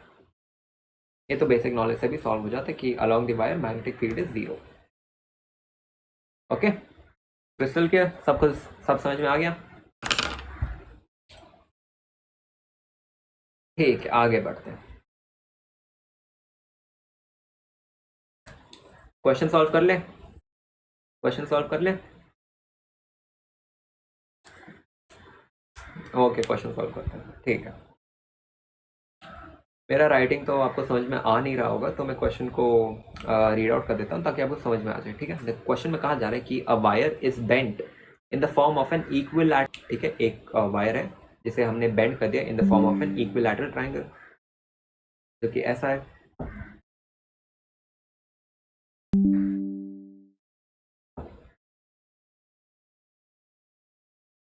एक सेकंड, कुछ डिस्कनेक्ट हो गया आई गेस। सब क्लियर है ना? स्क्रीन तो दिख रही है ना? All clear? ठीक है, आगे बढ़ते हैं। ओके ओके, आगे बढ़ते हैं, ठीक है। वापस क्वेश्चन की ओर। A wire is bent in the form of an equilateral triangle of side A. मान लो कि स्टार्टिंग में हमारे पास एक वायर है, इसे हमने बेंड कर दिया in the form of an equilateral triangle. Equilateral triangle क्या होता है? एक ऐसा ट्राइंगल जिसके सारे एंगल सेम है, ठीक है, okay. If I amperes of current is passing through it, then calculate the magnetic field induction at the centroid। centroid क्या होता है? ट्राइंगल का सेंटर होता है। मान लो ये मेरा ट्राइंगल है तो ये हो गया उसका सेंट्रॉइड, ठीक है ना। तो फिर क्वेश्चन में ये कहा जा रहा है कि स्टार्टिंग में हमारे पास एक वायर था जिसे हमने बेंड करके एक इक्विलैटरल ट्राइंगल में रिमोल्ड कर दिया, ठीक है। अब इस इक्विलैटरल ट्राइंगल में करंट आई फ्लो हो रहा है, ठीक है, और ये जो करंट आई फ्लो हो रहा है इसके वजह से सेंटर में कितना मैग्नेटिक फील्ड बन रहा है ये कैलकुलेट करो, कहा जा रहा है क्वेश्चन में, ओके। तो सबसे पहले इन्फॉर्मेशन लिख लो कि क्या क्या है। तो फिर सबसे पहले एक रफ ड्राइंग बना लो जैसे मैंने यहाँ पे बनाया है। ये हो गया मेरा इक्विलैटरल ट्राइंगल, ठीक है। सिंस ये इक्विलैटरल ट्राइंगल है यानी कि एंगल्स तो सेम होंगे। ये हो जाएगा 60 डिग्री और ये हो जाएगा 60 डिग्री और ये भी हो जाएगा 60 डिग्रीज, ठीक है। इतना इन्फॉर्मेशन तो दिया है क्वेश्चन में, ओके। और क्वेश्चन में दिया गया कि ट्राइंगल का साइड ए है, मान लो कि ये साइड ए है, ये भी ए हो गया और ये साइड भी ए हो गया। ओके, ठीक है। और पूछा जा रहा है कि सेंट्रॉइड पे यानी कि ट्राइंगल के सेंटर पे मैग्नेटिक फील्ड कितना होगा, उसे कैलकुलेट करो। ठीक है, तो कैलकुलेट करते हैं। तो सबसे पहले रुको, मैं बता देता हूँ कि इसे कैलकुलेट कैसे करना है। जब भी तुम्हें कोई भी स्ट्रक्चर दिया जाएगा ना, जैसे कि स्क्वायर हो गया या फिर कोई रेक्टेंगल हो गया ऐसे, तो फिर तुम कैसे कैलकुलेट करोगे मैग्नेटिक फील्ड, इसे तुम स्प्लिट कर लो। कैसे? ये हो गया एक पार्ट, ठीक है, ये हो गया फर्स्ट पार्ट, ये हो गया सेकेंड पार्ट और ये हो गया थर्ड पार्ट। ठीक है, पार्ट्स क्यों बोल रहा हूँ, क्योंकि देखो ये हो गया एक इंडिविजुअल करंट कैरिंग वायर जिसमें करंट आई फ्लो हो रहा है, ये हो गया एक और इंडिविजुअल करंट कैरिंग वायर जिसमें करंट आई फ्लो हो रहा है, और ये हो गया एक और इंडिविजुअल करंट कैरिंग वायर जिसमें करंट आई फ्लो हो रहा है। अब इजी हो गया सॉल्व करना। 3 करंट कैरिंग वायर्स हैं, तीनों के वजह से इंडिविजुअली बीच में कितना मैग्नेटिक फील्ड बन रहा है उसे कैलकुलेट करो, तीनों को ऐड कर लो, तुम्हें आंसर मिल जाएगा। ठीक है, समझ में आ गया? मान लो कि तुम्हें एक स्क्वायर दिया गया है ऐसे, तो फिर इसे भी सेम चीज स्प्लिट कर लो ऐसे इन 4 इक्वल पार्ट्स। ये हो गया पार्ट 1, पार्ट 2, पार्ट 3, पार्ट 4। पहले वायर की वजह से सेंटर में कितना मैग्नेटिक फील्ड बन रहा है उसे कैलकुलेट करो, दूसरे की वजह से कितना बन रहा है उसे कैलकुलेट करो, तीसरे की वजह से, चौथे की वजह से, फिर सारों को ऐड कर लेना। ठीक है, तो फिर सिंस हमारे क्वेश्चन में एक ट्राइंगल दिया गया तो फिर हम लोग ट्राइंगल पे स्प्लिट कर लेते हैं पार्ट्स को। ठीक है, तो फिर इसे मैंने स्प्लिट कर लिया इंटू 3 पार्ट्स। ठीक है, इतना तो समझ में आ गया। ओके, अब नेक्स्ट स्टेप क्या होगा, calculate the direction of magnetic field. अब देखो, आराम से अपने थंब को लो, ठीक है, point it on the screen along the direction of the current carrying wire, ठीक है, जो कि हो जाएगा इस डायरेक्शन में, और मेरे जो फिंगर्स है दे आर कर्लिंग इनवर्ड्स। ठीक है, यानी कि magnetic field is in the outward direction. ठीक है, अगर मैं अपने थंब को रखूंगा along the direction of the current carrying wire जो कि इस डायरेक्शन में, तो मेरे पाम्स बाहर की ओर जा रहे हैं। ठीक है, ऐसे बाहर की ओर जा रहे हैं, तो फिर मैं कह सकता हूँ कि यहाँ पे मैग्नेटिक फील्ड इज आउटवर्ड। ठीक है, पहले पोर्शन के वजह से मैग्नेटिक फील्ड इज आउटवर्ड। ठीक है, इसकी वजह से आउटवर्ड हो गया। ठीक है, तो फिर पहले की वजह से हो गया आउटवर्ड, अब दूसरे की वजह से और तीसरे की वजह से कैलकुलेट करो डायरेक्शन क्या होगा। दूसरे के अकॉर्डिंग अगर मैं रखूंगा, मेरा थंब होगा इस डायरेक्शन में, ठीक है, और मेरे फिंगर्स कर्ल हो रहे हैं बाहर की ओर, यानी कि दूसरे की वजह से भी magnetic field is in the outward direction. और अब थर्ड पोर्शन की वजह से किस डायरेक्शन में होगा, सेम, अपने थंब को रखो along the direction of the current carrying wire, तो फिर मेरे पाम जो है वो बाहर जा रहे हैं, स्क्रीन से बाहर की ओर पॉइंट कर रहे हैं, तो फिर magnetic field will B outward. यानी कि मैग्नेटिक फील्ड वैसे तो एक वेक्टर क्वांटिटी है, लेकिन इस सिचुएशन में all 3 magnetic fields are in the same direction, यानी कि हम तीनों को न्यूमेरिकली ऐड कर सकते हैं। ठीक है ना, समझ में आ गया? नहीं आदित्य, आउटवर्ड होगा, आउटवर्ड होगा। अपने थंब को लो, स्क्रीन पे रखो along the direction of the current in the wire, अपने पाम को देखो ये बाहर जा रहे हैं। ठीक है, मतलब स्क्रीन से बाहर की ओर पॉइंट कर रहे हैं, तो फिर magnetic field will B outward. समझ में आया? आउटवर्ड रहेगा। ठीक है, यानी कि फर्स्ट सेक्शन की वजह से आउटवर्ड है, सेकंड सेक्शन की वजह से भी आउटवर्ड है। सर हमें ये राइट हैंड वाला रूल यूज़ करना है या लेफ्ट से, क्योंकि दोनों से अलग अलग आंसर आता है। राइट हैंड से यूज़ करना है, राइट हैंड को यूज़ करना, राइट हैंड का थंब यूज़ करना है। रियाज समझ में आया? राइट हैंड का थंब यूज़ करना है। आराम से देखो, आराम से ट्राई करो स्क्रीन पे। मैं अपने लेफ्ट से नहीं, मैं अपने राइट से कर रहा हूँ, लेकिन आई गेस स्ट्रीमिंग की वजह से ये ऑपोजिट घूम रहा है, जिसकी वजह से आपको लेफ्ट लग रहा होगा। ये मेरा राइट हैंड है, ये मेरा राइट हैंड है। आई एम सॉरी अगर वो स्ट्रीमिंग की वजह से ये फ्लिप हो जा रहा है, आई गेस ये मेरा राइट हैंड है। अरे वो स्ट्रीमिंग में वो फ्लिप हो जाता है, पता नहीं क्यों। नेक्स्ट स्ट्रीमिंग में मैं ख्याल रखूँगा कि वो फ्लिप ना हो। ठीक है ना, राइट हैंड को रखो along the direction of the current in the wire, और फिर अपने पाम को ऐसे कर्ल करो, अपने फिंगर्स को कर्ल करो, तो तुम्हें मिल जाएगा कि मैग्नेटिक फील्ड आउटवर्ड में। ठीक है, आप समझ में आया? रियाज, अदिति, हर्ष, हाँ आपका, हाँ भैया आपका लेफ्ट दिख रहा है। मैं क्या बोलूँ, आई एम सॉरी, क्योंकि ये मेरा राइट हैंड है, ये मेरा राइट हैंड है, ठीक है। अब तुम सब बोल रहे हो कि लेफ्ट दिख रहा है, तब से मैं राइट हैंड चला रहा था अदिति, इसलिए रॉन्ग लग रहा था। कोई बात नहीं, कोई बात नहीं। अपने राइट हैंड को लो, ठीक है, राइट हैंड को लो, keep it along the screen, along the direction of the current in the wire, and then curl करो, ठीक है।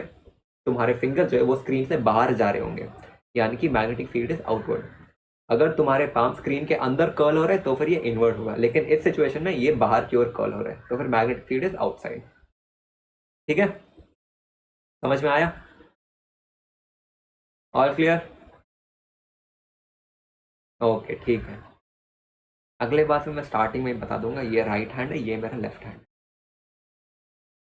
ठीक है ना। ओके, जहां पर भी ये दिख जाए ना, ये मेरा राइट हैंड है, ठीक है, ये मेरा राइट हैंड है। जहां पर भी ये दिख जाए, ये मेरा राइट हैंड है। अगर ये नहीं है तो ये लेफ्ट हैंड है। अब ठीक है, अब क्लियर है सर? ए में आउटवर्ड कैसे हुआ समझ नहीं आया? अच्छा, ठीक है, ठीक है, देखो देखो देखो, मैं बताता हूँ। एक सेकंड प्राची, मैं अभी बताता हूँ, देखो थोड़ा डायग्राम क्लियर कर देता हूँ। प्राची, अब मेरे साथ करना, ठीक है। अपने राइट हैंड को लो, राइट हैंड, ठीक है, राइट हैंड लो, ठीक है। थंब को अपने स्क्रीन के ऊपर रखो along the direction of the current in the wire. मेरे लैपटॉप के ऊपर वो इस डायरेक्शन में, आपके स्क्रीन के ऊपर वो ऑपोजिट डायरेक्शन में होगा, ठीक है। ऐसे रखा है, ठीक है। अब तुम्हारे जो फिंगर्स है ना, इनको कर्ल करो, ठीक है। तो फिर तुम ध्यान से देखोगे तुम कि आपका जो फिंगर्स है वो बाहर की ओर जा रहा है, यानी कि स्क्रीन से बाहर जा रहा है, इसीलिए magnetic field will B outward, ठीक है ना। राजी, समझ में आया कि फर्स्ट वाले सेक्शन की वजह से मैग्नेटिक फील्ड आउटवर्ड क्यों है, ठीक है। वैसे ही सेकेंड वाले सेक्शन की वजह से अगर तुम अपने फिंगर्स को रखोगे along the direction of the current, मेरे लैपटॉप स्क्रीन के ऊपर इस डायरेक्शन में, ठीक है, और अगर मैं अपने पाम को देखूं तो तो फिर मेरे पाम बाहर जा रहे हैं। My fingers are curling outward, outward कहाँ से? स्क्रीन से वो बाहर जा रहे हैं, इसीलिए मैग्नेटिक फील्ड इज आउटवर्ड, ठीक है। और फिर थर्ड सेक्शन की वजह से वापस अपने फिंगर को रखो और फिर ऐसे अपने अपने बाकी के 4 फिंगर्स को कर्ल करो, तो फिर वो वापस बाहर जा रहे हैं, ठीक है। हो गया, मैं उसमें इन्वर्ट समझ रही थी, कोई बात नहीं प्राची, कोई बात नहीं। अब तो क्लियर है ना, समझ में आ गया कि सेक्शन 1, सेक्शन 2 एंड सेक्शन 3 के वजह से magnetic field is outward itself, ठीक है। यानी कि हमारे पास 3 इंडिविजुअल वेक्टर्स हैं along the same direction which is outward. All clear, समझ में आ गया? ठीक है, ठीक है, अब आगे बढ़ते हैं। ठीक है, पॉइंट 1, पॉइंट 2 एंड पॉइंट 3। अब नेक्स्ट हम लोग क्या करेंगे, देखो अब ध्यान से देखो, यहाँ पर हमने इसे स्प्लिट किया था, ठीक है। तो ये हो गया था एक पार्ट, ये हो गया सेकेंड पार्ट और ये हो गया थर्ड पार्ट, ठीक है। तो फिर अब हम लोग क्या करेंगे, यहाँ पर हमें मैग्नेटिक फील्ड कैलकुलेट करना है। ये है हमारा करंट कैरिंग वायर और यहाँ पे मैग्नेटिक फील्ड कैलकुलेट करना है। फिर प्रीवियसली तो हमने पढ़ा बायोट सावर्ट्स लॉ में कि यहाँ पे इस पॉइंट और वायर के बीच में एक परपेंडिकुलर ड्रॉप करो, इसका डिस्टेंस निकालो, उसके बाद यहाँ पर एक और लाइन ऐसे जोड़ो और अल्फा और बीटा का डिस्टेंस निकालो। अब यहाँ पे अल्फा बीटा कैसे निकालोगे, देखो मैं बताता हूँ। इसे अगर मैं रीड्रॉ करूँ तो वो कुछ ऐसा है, अग्री, ये हो गया परपेंडिकुलर डिस्टेंस और ये हो गया हमारा ट्रायंगल का हिस्सा। एक सेकेंड, ये हो गया ट्रायंगल का हिस्सा, ठीक है। हमें पता है कि ये पूरा एंगल 60 डिग्री है, क्यों? क्योंकि ये एक इक्विलैटरल ट्रायंगल, ठीक है। ये पूरा एंगल अगर 60 डिग्री है और इसे अगर मैं बीच में हाफ स्प्लिट कर रहा हूँ तो ये एंगल हो गया 30 डिग्री, ठीक है, ठीक है। और ये एंगल भी हो गया 30 डिग्री और ये एंगल भी हो गया 30 डिग्री, ठीक है। सिंस ये एक परपेंडिकुलर लाइन है तो फिर ये एंगल हो गया 90 डिग्री, ठीक है। और ये एंगल मान लो x है, और ध्यान से देखो तो ये पूरा चीज एक ट्रायंगल बन जा रहा है।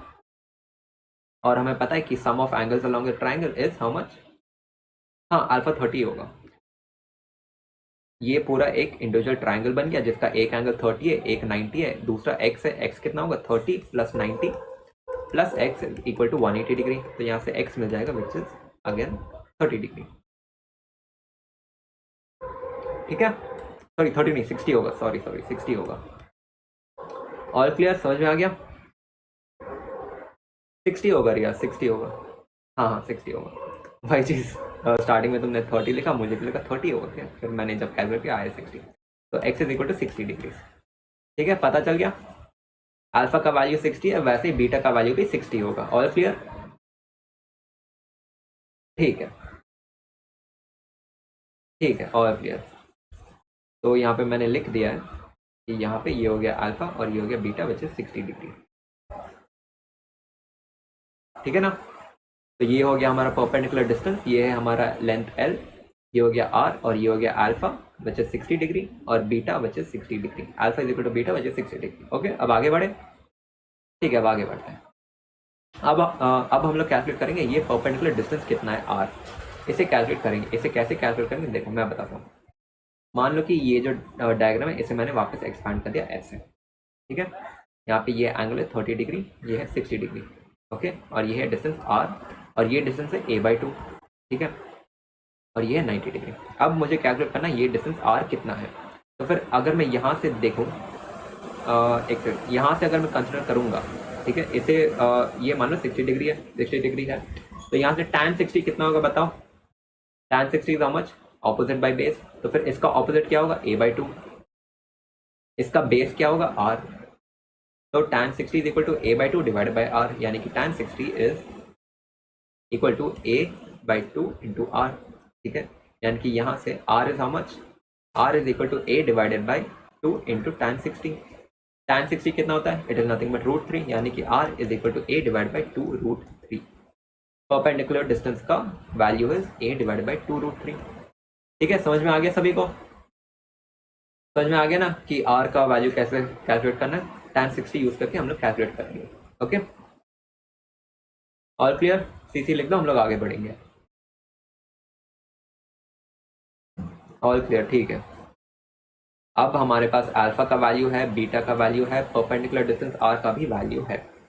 अब हम लोग क्या करेंगे? फॉर्मूला में अप्लाई करो, आंसर निकालो। अब हम लोग अप्लाई करेंगे फॉर्मूला में। ओके, सी ऑल क्लियर, ठीक है। फॉर्मूला क्या कहता है कि b is equal to mu not I divide by 4πr into sine alpha plus sine beta. Alpha beta का वैल्यू कितना है? It is 60 degree. ठीक है, तो यहाँ पे ये हो जाएगा 2 sin 60, क्योंकि ये तो है sin 60 प्लस sin 60, तो इसे हम लोग sin 60 प्लस sin 60 को 2 sin 60 मैंने लिख दिया। ठीक है, तो यहाँ से 2 और 4 जो है, एक सेकेंड, यहाँ पे sin 60 का वैल्यू कितना होता है बताओ? sin 60 कितना होता है? एग्जैक्टली √3/2 होता है, यानी कि यहाँ पे ये हो जाएगा 2 इंटू √3/2, तो फिर 2 और 2 कैंसिल हो जाएंगे, तो बचेगा सिर्फ √3। तो यहाँ पे ये हो जाएगा b1 is equal to mu not divide by 4πr into √3। ठीक है, हाँ ऑल क्लियर। एक सेकंड मैं पर्दा क्लोज कर देता हूँ, बारिश हो रहा है, साउंड बहुत आ रहा है।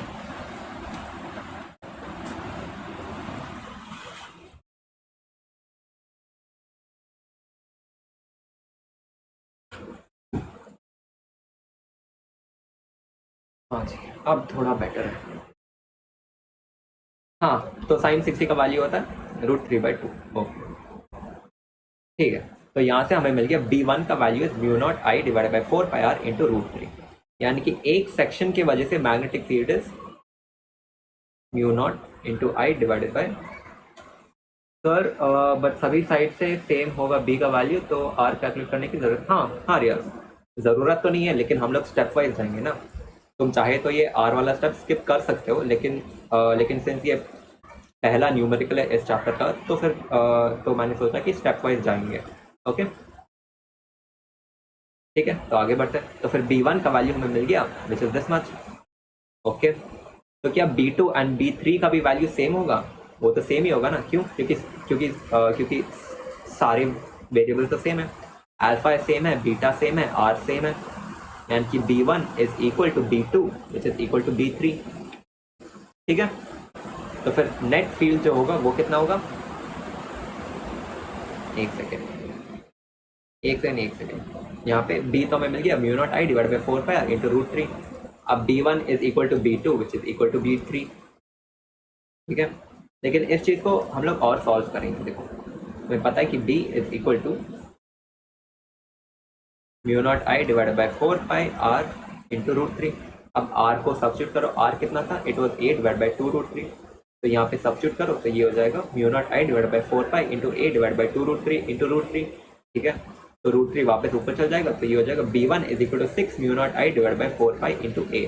ओके, आउटवर्ड, ये सिंबल जरूर लगा देना, आउटवर्ड का सिंबल। ओके, ऑल क्लियर ना? क्लियर है इतना? समझ में आ गया? B1 का value 6 mu not I divide by 4 pi A outward, and B1 is equal to B2 is equal to B3। ठीक है, तो फिर नेट फील्ड बीच में कितना होगा? It will be nothing but the addition of these three. ठीक है, तीन वेक्टर्स है जो कि सेम डायरेक्शन में पॉइंट कर रहे हैं, तो फिर नेट कितना होगा? 3B। तो फिर बी नेट या फिर मैग्नेटिक फील्ड या फिर net magnetic field is equal to 3 into B1। तो ये हो जाएगा 6 mu not I divide by 4 pi A into 3, जो कि होता है 18 mu not I divide by 4 pi A outward. All clear? A के टर्म्स में आंसर होगा तो ए के टर्म्स में लिख सकते हैं, या फिर हम लोग कैलकुलेट करना पड़ेगा आर का वैल्यू। हाँ रियस, इट डिपेंड्स। देखो कि अगर आंसर ए के टर्म्स में दिया गया है तो फिर ए में कैलकुलेट कर लो, अगर ऑप्शन आर के टर्म्स में दिया गया है तो फिर आर कैलकुलेट कर लेना। ठीक है, ऑल क्लियर? ऑल क्लियर समझ में तो आ गया ना कैसे स्प्लिट करना है, उसके बाद डायरेक्शन निकालना है, उसके बाद ऐड करना है। ठीक है ना, डायरेक्ट ऐड मत कर देना, क्योंकि कुछ कुछ सिचुएशन में डायरेक्शन ऑपोजिट भी हो सकता है। All clear? आगे बढ़े? ठीक है, ओके, ऑल क्लियर।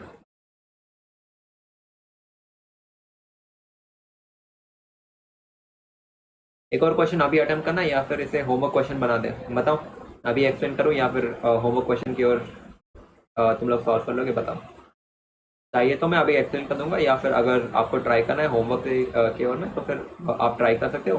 टेलीग्राम पे मैं आंसर शेयर कर दूंगा, कर लोगे खुद अटेम्प्ट?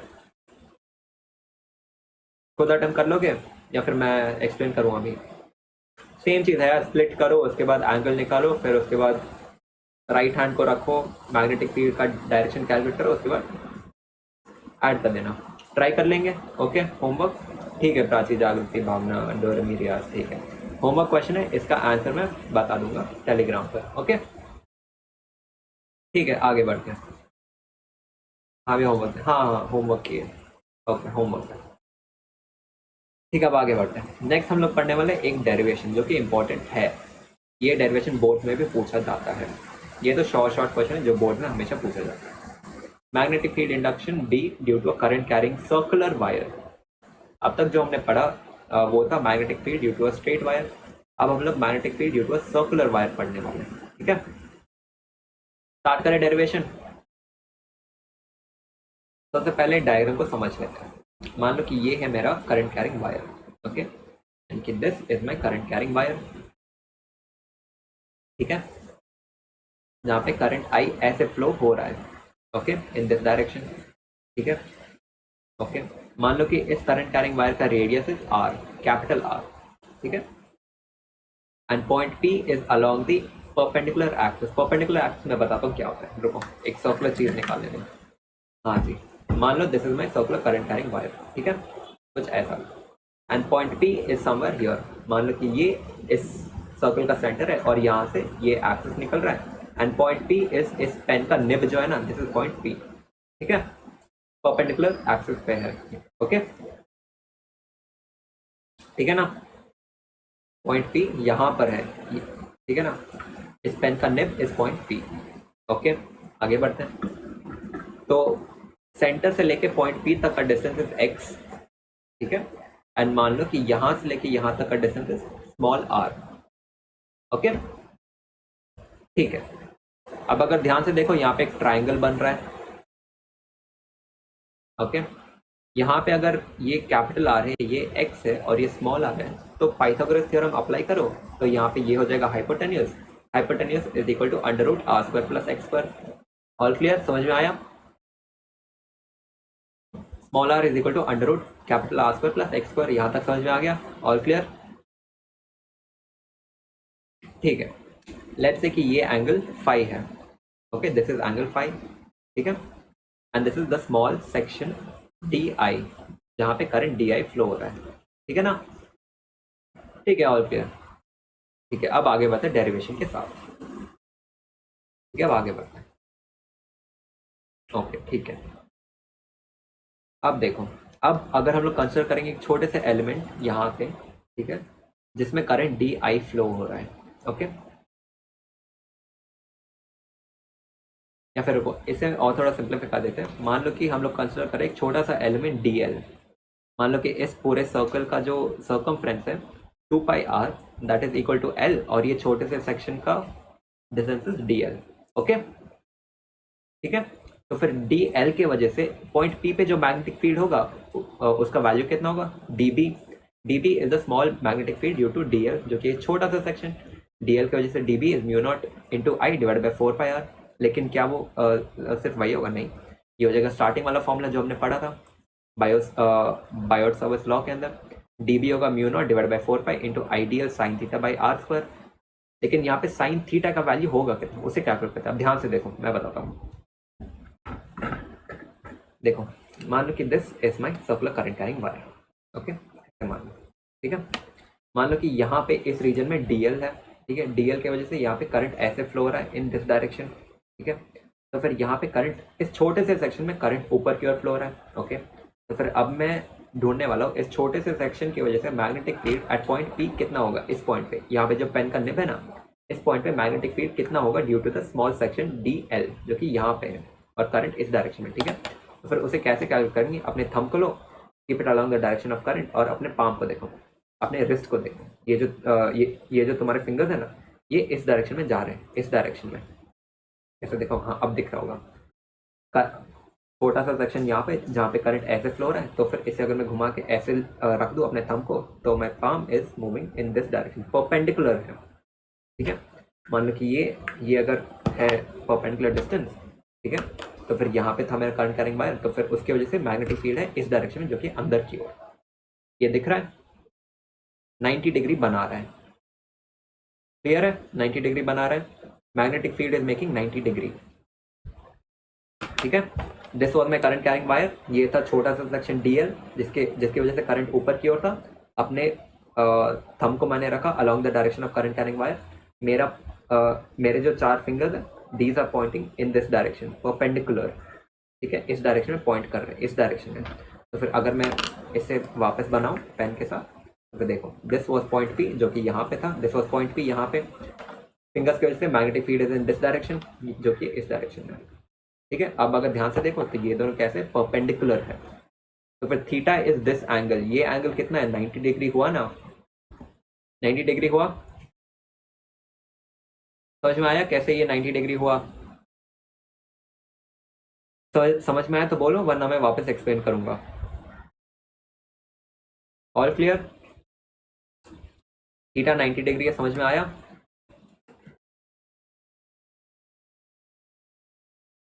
ठीक है, आगे बढ़ते हैं। ओके समझ में आ गया, ठीक है। तो थीटा हो गया 90 डिग्री, तो फिर यहाँ पे ये हो जाएगा साइन 90। साइन 90 कितना होता है, इट इज नथिंग बट 1, ठीक है। तो यहाँ पे डी बी हो जाएगा mu not by 4π into I D L divided by are square plus x square. R square plus x square कैसा है, यहाँ पे है आर का होल स्क्वायर फॉर्मूला में, यहाँ पे तो है आर स्क्वायर, लेकिन आर का वैल्यू तो हमने कैलकुलेट किया था कि R is equal to under root R square plus x square. R का स्क्वायर हो जाएगा R square plus x square, ठीक है। इसी चीज को मैंने यहाँ पे सब्स्टिट्यूट कर दिया है। Okay, all clear? D B is equal to mu not by 4π into I D L divided by are square plus x square, ठीक है। आगे बढ़े, ठीक है, अब आगे बढ़ते हैं। अब देखो, इसी चीज को अगर मैं वापस फोकस करूँ इन दिस रीजन ओनली, अब हम लोग सिर्फ ये वाले रीजन में फोकस करने वाले हैं। D B is the magnetic field, जो कि परपेंडिकुलर डायरेक्शन में, ये हो गया 90 डिग्री, ठीक है। अब ध्यान से देखो, डी बी जो है वो इस डायरेक्शन में, ओके। मान लो दिस इज एंगल फाइव, तो ये एंगल भी फाइव हो जाएगा, ठीक है। अब अगर ये एंगल फाइव है, तो फिर ये भी एंगल फाइव हो जाएगा, ठीक है, क्योंकि ये इसके अलोंग नहीं है, दिस इज परपेंडिकुलर है। ये अगर पॉइंट पी है, तो फिर this D B is perpendicular, ठीक है, ठीक है ना। तो फिर मान लो 3 पेन कैसे दिखाऊं भाई, हाँ, ऐसे कुछ है, दिस इज द पॉइंट, ठीक है। ये एंगल फाइव है, तो फिर ये एंगल भी फाइव हो जाएगा, ठीक है।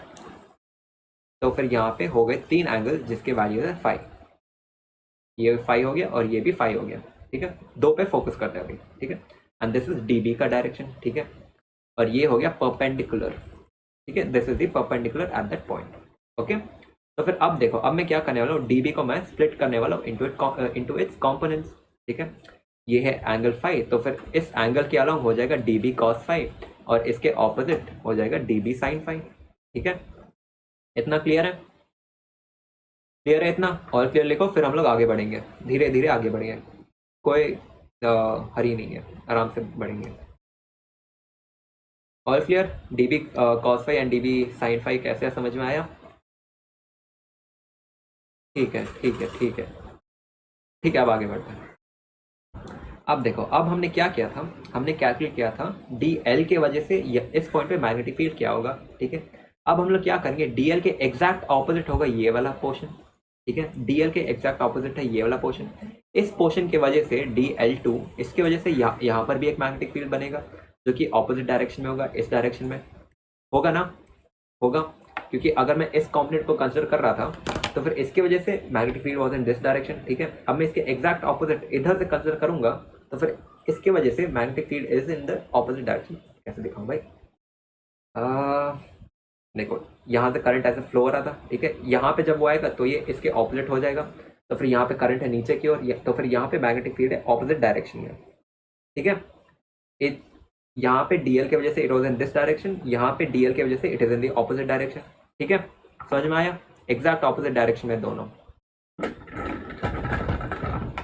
ठीक है, मान लो कि यहाँ पे एक और डीएल है, DL3, तो फिर इसके ऑपोजिट होगा DL4।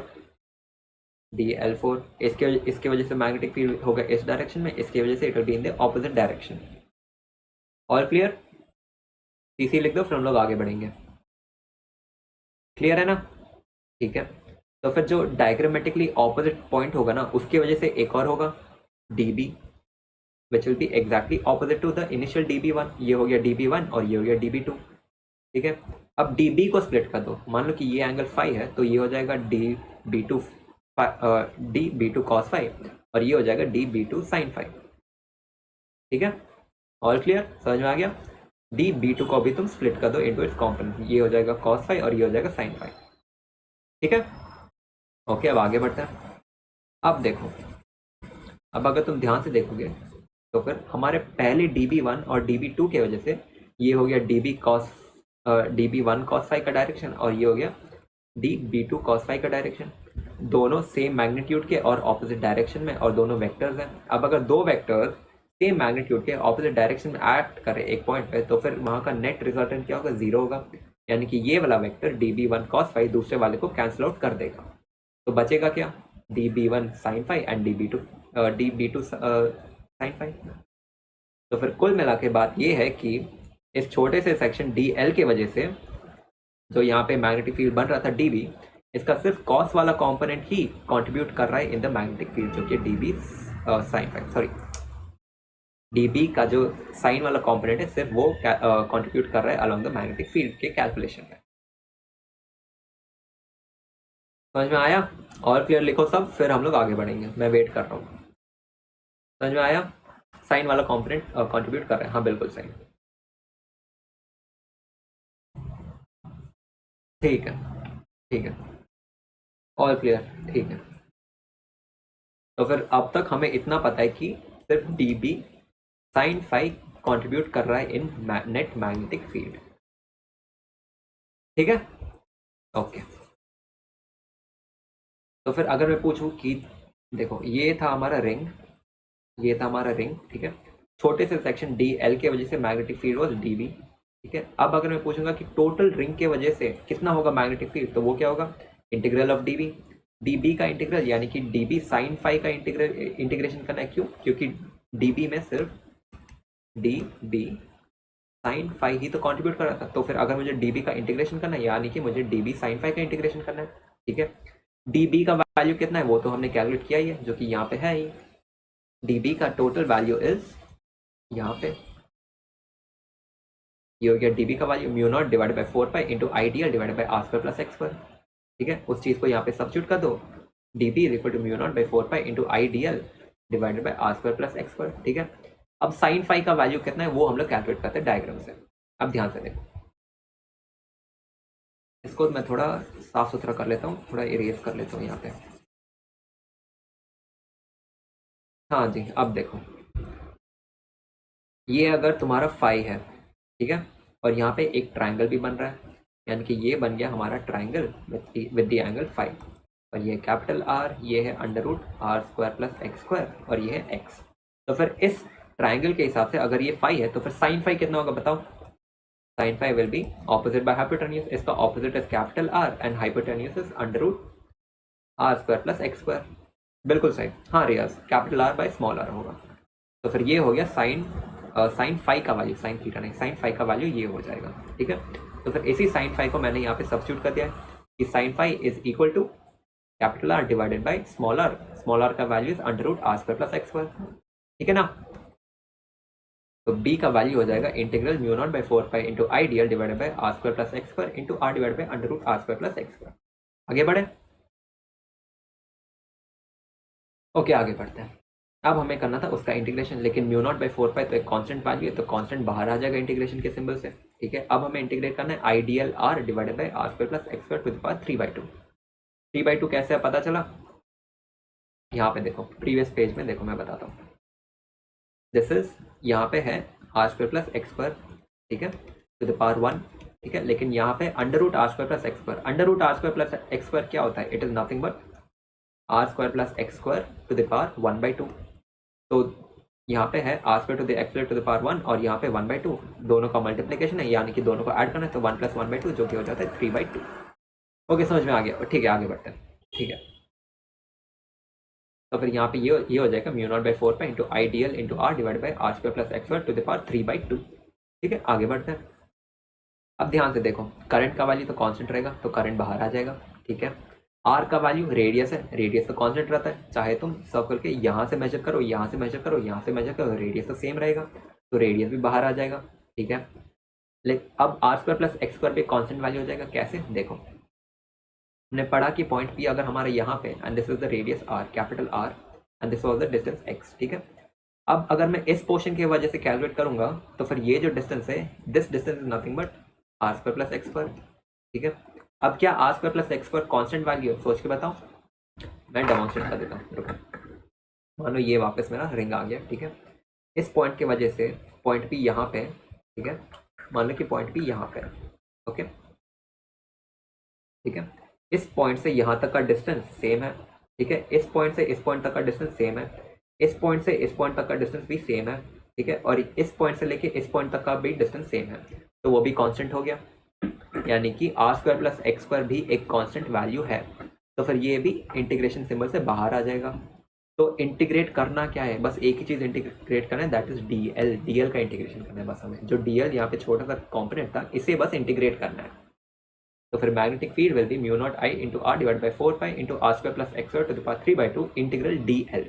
बस डीएल का इंटीग्रेशन करना है। अब बताओ डीएल का इंटीग्रेशन क्या होगा? इट विल बी एल, लेकिन एल क्या है? L is the total circumference of the ring, जो कि है 2πr।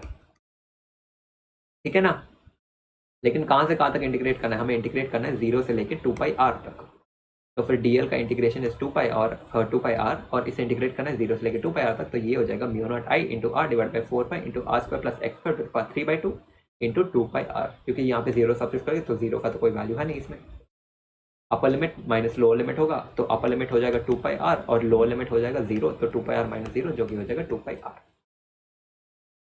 ठीक है, और इसका फाइनल मैग्नेटिक फील्ड होगा B is equal to mu not I into are square divided by 2 into are square plus x square to the power 3/2। Derivation याद करना है? बिल्कुल भी नहीं, डेरिवेशन याद मत रखो, बस ये याद रख लो, ये फाइनल फॉर्मूला याद रख लो। ठीक है ना? डेरिवेशन याद मत रखना, याद होगा कि नहीं, काफी कॉम्प्लेक्स डेरिवेशन है। ठीक है, समझ में आ गया सभी को ये वाला पोर्शन? काफी लॉन्ग है, आई नो डोर में काफी लॉन्ग है। डेरिवेशन रट्टा मत मारना इसको, बस ये फाइनल फॉर्मूला रट लो, रट लो इसे। ठीक है, ये फॉर्मूला प्लीज रट लेना। ओके, अब एक चीज, मान लो कि हमारा जो रिंग है इसमें एक ही टर्न है। ठीक है, मान लो कि इसमें बोर्ड्स में तो आएगा, हाँ, तो बोर्ड्स के लिए तुम्हें डेरिवेशन रटना पड़ेगा, लेकिन नीट में रटना है क्या? बिल्कुल भी नहीं। बोर्ड्स में तुम्हें रटना पड़ेगा डेरिवेशन, लेकिन नीट में बस फाइनल फॉर्मूला याद रखना। ठीक है ना? मान लो कि यहाँ पे n नंबर ऑफ टर्न्स है, यानी कि मान लो कि मेरे रिंग में 3 टर्न्स है, तो फिर इन दैट सिचुएशन फॉर्मूला क्या होगा? B which is the magnetic field along the axial point will be, same formula होगा, बस एन से मल्टीप्लाई कर लेना। एन क्या है? N is the number of turns in the wire. Okay, मान लो कि 2 टर्न्स है तो फिर यहाँ पे एन का वैल्यू 2 आ जाएगा। मान लो 3 टर्न्स है तो फिर एन का वैल्यू 3 हो जाएगा। ओके, ठीक है। अब मान लो कि ये मेरा सर्कुलर करंट कैरिंग वायर था। अब मैं पूछूं कि सेंटर पे कितना होगा मैग्नेटिक फील्ड, तो फिर सेंटर पे रेडियस तो आर वही रहेगा, लेकिन एक्स जीरो हो जाएगा। क्यों? क्योंकि ये तो सेंटर है, तो फिर सेंटर से डिस्टेंस बना ही नहीं, तो फिर एक्स जीरो हो जाएगा। तो फिर यहाँ पे एक्स तुम जीरो सब्स्टिट्यूट कर दो, तो ये हो जाएगा बी एट द सेंटर या फिर magnetic field at the centre is mu not into n into I divide into are square divide by 2r³ यहाँ से आर स्क्वायर और r³ कैंसिल आउट हो जाएंगे, तो ये हो जाएगा mu not into n I divide by 2r। ठीक है, मान लो अगर एक ही टर्न है तो ये फॉर्मूला हो जाएगा mu not I divide by 2r। This is the formula for magnetic field at the center of a circular wire carrying current or due to a ring at the center carrying current in it. ठीक है, समझ में आया ये? All clear, crystal clear लिख दो, फिर हम लोग आगे बढ़ेंगे। पहले ऑल क्लियर लिखो तभी हम लोग आगे बढ़ेंगे। मैं पानी पी लेता हूँ।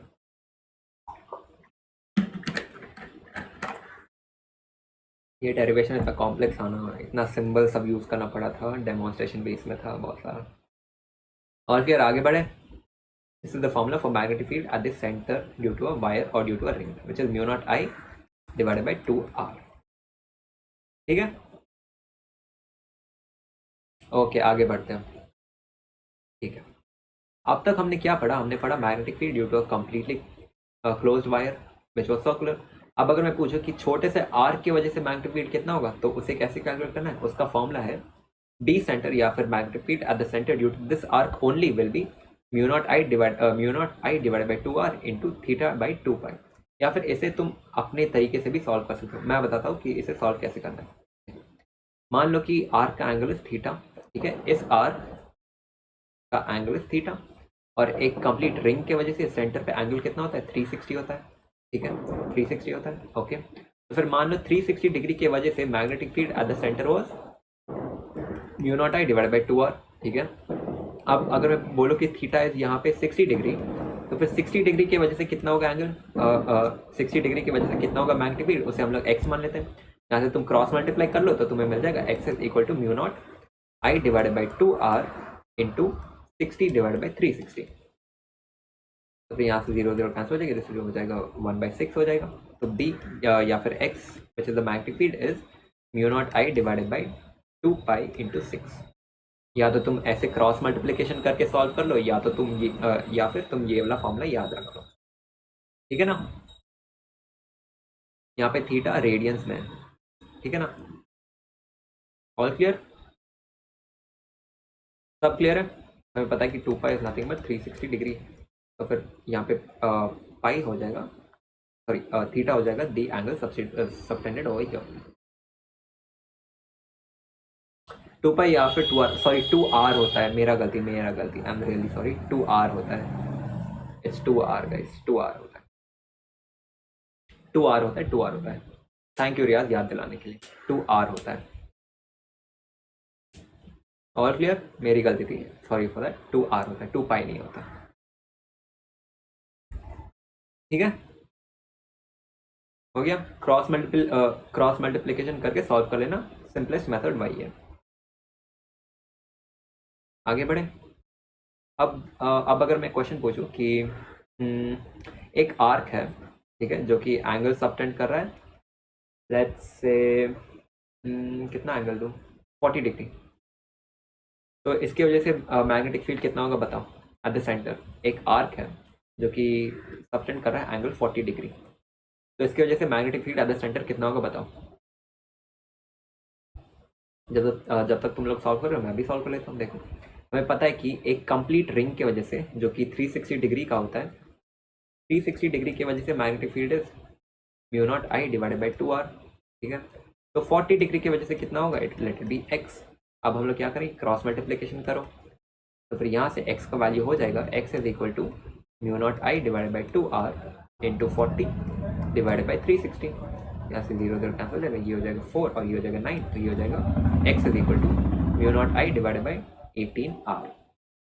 This is the magnetic field at the centre. ठीक है, और क्लियर? समझ में आ गया? क्रॉस मल्टीप्लिकेशन कर लेना, हो जाएगा b/18। हाँ बिल्कुल सही, करेक्ट है। हाँ रियाज, करेक्ट करेक्ट, b/18 होगा, जहाँ पे b होगा μ0I/r, तब सही। μ0I/18r, हाँ बिल्कुल सही। प्राची करेक्ट, हाँ डोरमी, सब समझ में आ गया ना? ऑल क्लियर, ठीक है, ओके, आगे बढ़ते हैं, आगे बढ़ते हैं, आगे बढ़ते हैं। अब एक नया टर्म जो कि हम लोग पढ़ने वाले, देखो इस फॉर्मूला में अगर मैं x को काफ़ी बड़ा मान लूँ कंपेयर टू r, यानी कि if x is way way way too great compare to r, मान लो कि x जो है वो किलोमीटर में है और तुम्हारा r है इन मिलीमीटर, ठीक है? तो अब हम लोग क्या करेंगे, इन दिस सिचुएशन हम लोग r को नेग्लेक्ट कर लेंगे, फॉर्मूला में नेग्लेक्ट कर देंगे। तो फॉर्मूला हो जाएगा b is equal to μ0 ni into are square divide by 2 into are square plus x square to 3/2।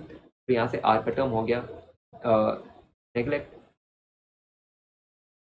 Sorry sir late हो गई, टाइम ही नहीं पता चला, मुझे लगा क्लास आज 7:30 पर होगी। हाँ लेकिन आज क्लास हमारी थोड़ी जल्दी थी। कोई बात नहीं अनु, कोई बात नहीं, कोई बात नहीं। अगली बार से मैं टेलीग्राम पे बता दूंगा कि क्लास पोस्टपोन हो गई या फिर प्रीपोन हो गई, मैं बता दूंगा, ठीक है ना? कोई बात नहीं अनु, तुम रिकॉर्डिंग लेक्चर देख लेना, सब समझ में आ जाएगा। ओके ठीक है, तो यहाँ से इस फॉर्मूला में r को नेग्लेक्ट कर देंगे, तो फिर यहाँ से फॉर्मूला मॉडिफाई हो जाएगा, b is equal to μ0 ni into are square divide by 2 X to the power 3, ठीक है? तो इसे हम लोग लिख सकते हैं as b is equal to μ0 by 4 into 2 into ni pi R square divided by X cube. ये यहाँ से 4 कैसे समझ में आया? नहीं समझ में आया? देखो मैं बताता हूँ, न्यूमरेटर और डिनोमिनेटर को 2 से मल्टीप्लाई कर लो, ठीक है ना? न्यूमरेटर को अगर मैं 2 से मल्टीप्लाई करूंगा तो ये हो जाएगा 2 into n I pi into are square, और अगर मैं डिनोमिनेटर को पाई से मल्टीप्लाई करूंगा 2 से, तो ये हो जाएगा 4 तो वही 4 को मैंने यहाँ पे लिख दिया है, ठीक है? समझ में आया? All clear? समझ में आया? ठीक है, ऑल क्लियर, ओके। तो यहाँ से ये देखो पाई इंटू आर स्क्वायर कितना होता है, एरिया ऑफ सर्कल कितना होता है, पाई आर स्क्वायर, ठीक है? तो फिर मैं पाई आर स्क्वायर के बदले ए सब्स्टिट्यूट कर रहा हूँ which is the area of the circle, okay? तो फॉर्मूला हो जाएगा b is equal to μ0 into 4 into 2 into NIA divide by X cube. तो ये जो NIA का टर्म है ना, इसे ही हम लोग कहते हैं मैग्नेटिक मोमेंट। हर एक मैग्नेट का एक मैग्नेटिक मोमेंट होता है, उस मैग्नेटिक मोमेंट का फॉर्मूला होता है m is equal to NIA, ठीक है? और उसका ऐसा यूनिट होता है एम्पियर मीटर स्क्वायर। और क्लियर? ठीक है, ठीक है ना? और क्लियर लिख दो, फिर हम लोग आगे बढ़ेंगे। और ये होगा लास्ट टॉपिक आज के लेक्चर का, ये लास्ट टॉपिक है ना? हाँ ये लास्ट टॉपिक है, उसके बाद एक छोटा सा क्वेश्चन, उसके बाद डन फॉर टुडेज क्लास। अब हम लोग पढ़ेंगे magnetic field due to a solenoid. अब सोलेनॉइड होता क्या है? सोलेनॉइड कुछ ऐसा दिखता है, यहाँ पे जो डायग्राम है ना, सोलेनॉइड कुछ ऐसा दिखता है, यानी कि एक स्ट्रेट सिलेंडर रहता है जिसके आसपास वायर ऐसे रैप्ड रहते हैं, ठीक है? काफी क्लोज रैप्ड रहते हैं, ओके? तो फिर सोलेनॉइड की वजह से मैग्नेटिक फील्ड का डायरेक्शन कुछ ऐसा होता है, अंदर की ओर होता है मैग्नेटिक फील्ड, ऐसे अंदर की ओर, ठीक है? एग्जैक्टली यहाँ बाहर पे कोई भी मैग्नेटिक फील्ड नहीं रहता है, अंदर की ओर मैग्नेटिक फील्ड रहता है, ठीक है? और मैग्नेटिक फील्ड कैसा रहता है? इट इज पैरेलल, ऐसे रहता है, ठीक है ना? This is the direction of magnetic field, ठीक है? ठीक है, अब मान लो कि this is the axis of the solenoid, ठीक है? और यहाँ पे पॉइंट P है बीच में, ठीक है, along the axis of the solenoid, ठीक है? मान लो कि एक एंड से point P makes an angle alpha और दूसरे एंड से point P makes an angle beta, ठीक है? तो फिर magnetic field due to the solenoid का फॉर्मूला क्या है? b is equal to μ0 ni divided by 2 into sine alpha plus sine beta, ठीक है? मान लो कि अगर थीटा दिया गया है, ठीक है, मान लो कि अगर थीटा दिया गया, थीटा क्या है? It is the external angle, मान लो ये थीटा 1 है एंड दिस इज थीटा 2, तो फॉर्मूला मॉडिफाई हो जाएगा b is equal to μ0 into ni divide by 2 into cos theta 1 plus cos theta 2, ठीक है? अगर अल्फा दिया गया है तो फिर साइन यूज करना, अगर थीटा दिया गया है तो फिर कॉस यूज करना, ओके? मान लो कि हमारा सोलेनॉइड लॉन्ग है, लॉन्ग यानी कि कुछ ऐसा है जो कि इनफाइनाइट तक एक्सटेंड होता है, इस साइड भी इनफाइनाइट तक एक्सटेंड होता है, ठीक है? अगर मैं पूछूं कि इस पॉइंट पे कितना होगा, तो फिर ये पॉइंट यहाँ तक एक्सटेंड होते रहेगा, तो ये हो जाएगा ऑलमोस्ट 90 डिग्री के बराबर, और यहाँ पर भी इसे अगर मैं एक्सटेंड करूंगा तो ये भी हो जाएगा ऑलमोस्ट 90 डिग्री के बराबर, यानी कि alpha and beta are equal to 90 degree. तो यहाँ पे सब्स्टिट्यूट कर दो साइन 90 प्लस साइन 90 जो कि हो जाएगा 2, 1 + 1 2 हो जाएगा। तो फिर b is equal to mu not into n I divide by 2 into 2, तो 2 और 2 कैंसिल हो जाएंगे और b is equal to mu not into n I. So this is the formula for a solenoid for a very long solenoid. B is equal to mu naught into Ni. N क्या है? N is the number of turns, mu naught is constant and I is the value of current. All clear? समझ में आया? हम सब दो CC लिखो, फिर हम लोग आगे बढ़ेंगे। आगे तो एक क्वेश्चन है, छोटा सा क्वेश्चन है, उससे भी सॉल्व कर लेंगे, ठीक है? All clear? समझ में आया? सोलोनॉइड की वजह से मैग्नेटिक फील्ड का direction and everything. Okay Aditi, okay Riyaz, okay okay, ठीक है। ओके प्राची, अभिलिप्सा, ओके सब सही, ठीक है, ऑल क्लियर। अब एक क्वेश्चन अटेम्प्ट करो, with that will be done with today's class. Question attempt करो, ऐसी स्ट्रीम छोड़ मत देना, ठीक है? क्वेश्चन क्या कह रहा है? अ लॉन्ग सोलोनॉइड या लॉन्ग यानी कि इनफाइनाइट तक एक्सटेंड कर रहा है, ठीक है? तो फिर a long solenoid has 200 turns per centimetre and carries a current of 2.5, ठीक है? The magnetic field at the centre is how much? एक छोटा चीज जो मैं तुम्हें बताना भूल गया कि यहाँ पे जो स्मॉल एन लिखा है ना, अगर फॉर्मूला में कैपिटल एन लिखा है तो वो होता है नंबर ऑफ टर्न्स, ठीक है? अगर फॉर्मूला में स्मॉल एन लिखा है तो वो होता है number of turns per unit length. क्यों होता है number of turns per unit length? देखो, अगर मैं एक छोटे से सोलोनॉइड को कंसिडर करूंगा तो इसका लेंथ लिमिटेड है और नंबर ऑफ टर्न्स लिमिटेड है, ठीक है? अगर मैं एक लॉन्ग सोलोनॉइड को कंसिडर करूंगा तो वो तो इन्फाइनाइट तक एक्सटेंड होगा, ठीक है? यहाँ भी इन्फाइनाइट तक एक्सटेंड हो रहा है, यहाँ भी इन्फाइनाइट तक एक्सटेंड हो रहा है और नंबर ऑफ टर्न्स बहुत सारे हैं। तो फिर इन दिस सिचुएशन हम लोग यूज करते हैं स्मॉल एन। स्मॉल एन क्या होता है? Number of turns divided by total length, ठीक है ना? तो फिर इसे हम लोग कहते हैं number of turns per unit length. तो फिर यहाँ पे जो स्मॉल एन है that is number of turns per unit length, okay? अब बढ़ते क्वेश्चन की ओर, ठीक है? क्वेश्चन में a long solenoid has 200 turns per centimetre, ये हमें सबसे पहले मीटर में कन्वर्ट करना होगा। क्यों? क्योंकि सेंटीमीटर ऐसा यूनिट नहीं है। And carries a current of 2.5 ampere. The magnetic field at the centre is how much? यहाँ पे कांस्टेंट का वैल्यू दिया गया which is mu naught is equal to 4 pi into 10⁻⁷। तो इसे कैलकुलेट करते हैं। देखो, हमें पता है कि अगर एक लॉन्ग सोलोनॉइड है तो फिर फॉर्मूला होगा B is equal to mu naught n I. Small n क्या होता है? Number of turns per unit length. N होता है total number of turns divided by total length. Total number of turns है 200 टर्न्स है divide by 1 centimetre. लेकिन ये centimetre में, इसे हम लोग कन्वर्ट करें मीटर में, तो 1 centimetre is nothing but 0.1 metre. इसे सब्स्टिट्यूट कर दो 0.1 मीटर, तो ये हो जाएगा 20,000 टर्न्स पर मीटर, ठीक है? All clear? ये हो जाएगा 0.01 मीटर होगा ये, सॉरी 0.01 मीटर। All clear? ठीक है, तो ये हो जाएगा 20,000 टर्न्स पर मीटर। नहीं 1 सेंटीमीटर इज 0.01 मीटर होगा, 20,000 टर्न्स होगा रियाज। मैंने भी देखा नहीं था इनिशियली, अब सही है, ठीक है? तो n का वैल्यू मिल गया which is 20,000 turns per metre. तो यहाँ पे n सब्स्टिट्यूट करो, करंट का वैल्यू है ही जो कि 2.5 एम्पियर, और म्यू नॉट का वैल्यू दिया गया है क्वेश्चन में विच इज 4 पाई इंटू 10⁻⁷। तो b is equal to 4 pi into 10⁻⁷ into 2 into 10⁴ into 2.5। इससे तुम मल्टीप्लाई करोगे तो ये हो जाएगा 20 पाई इंटू 10⁻⁻3, ठीक है? अब पाई का वैल्यू होता है 3.14, इसे तुम मल्टीप्लाई करोगे तो ये हो जाएगा 5.41 इंटू 10⁻⁻3, ओके? तो ये हो जाएगा, हाँ एकदम सही। अब लिखा 6.28 आ रहा है क्या? एक सेकेंड, 20 पाई इंटू 3.14 हो जाएगा, कर लेते हैं 3.14 ये हो जाएगा 82, हाँ 6.28 होगा, 6.28 होगा, 6.28 होगा। हाँ प्राची, हाँ बिल्कुल सर 6.28 होगा। आई गेस मैंने कैलकुलेशन मिस्टेक कर दिया था, ये होगा 6.28 इंटू 10⁻⁻3। ऑप्शन 2 आ रहा है, हाँ ऑप्शन 2 होगा। पाई 3.14 होता है, हाँ मैंने कुछ कैलकुलेशन मिस्टेक कर दिया होगा इसीलिए। और correct answer 6.28 into 10⁻⁻2 weber per metre square, okay? हाँ ऑप्शन बी रहेगा।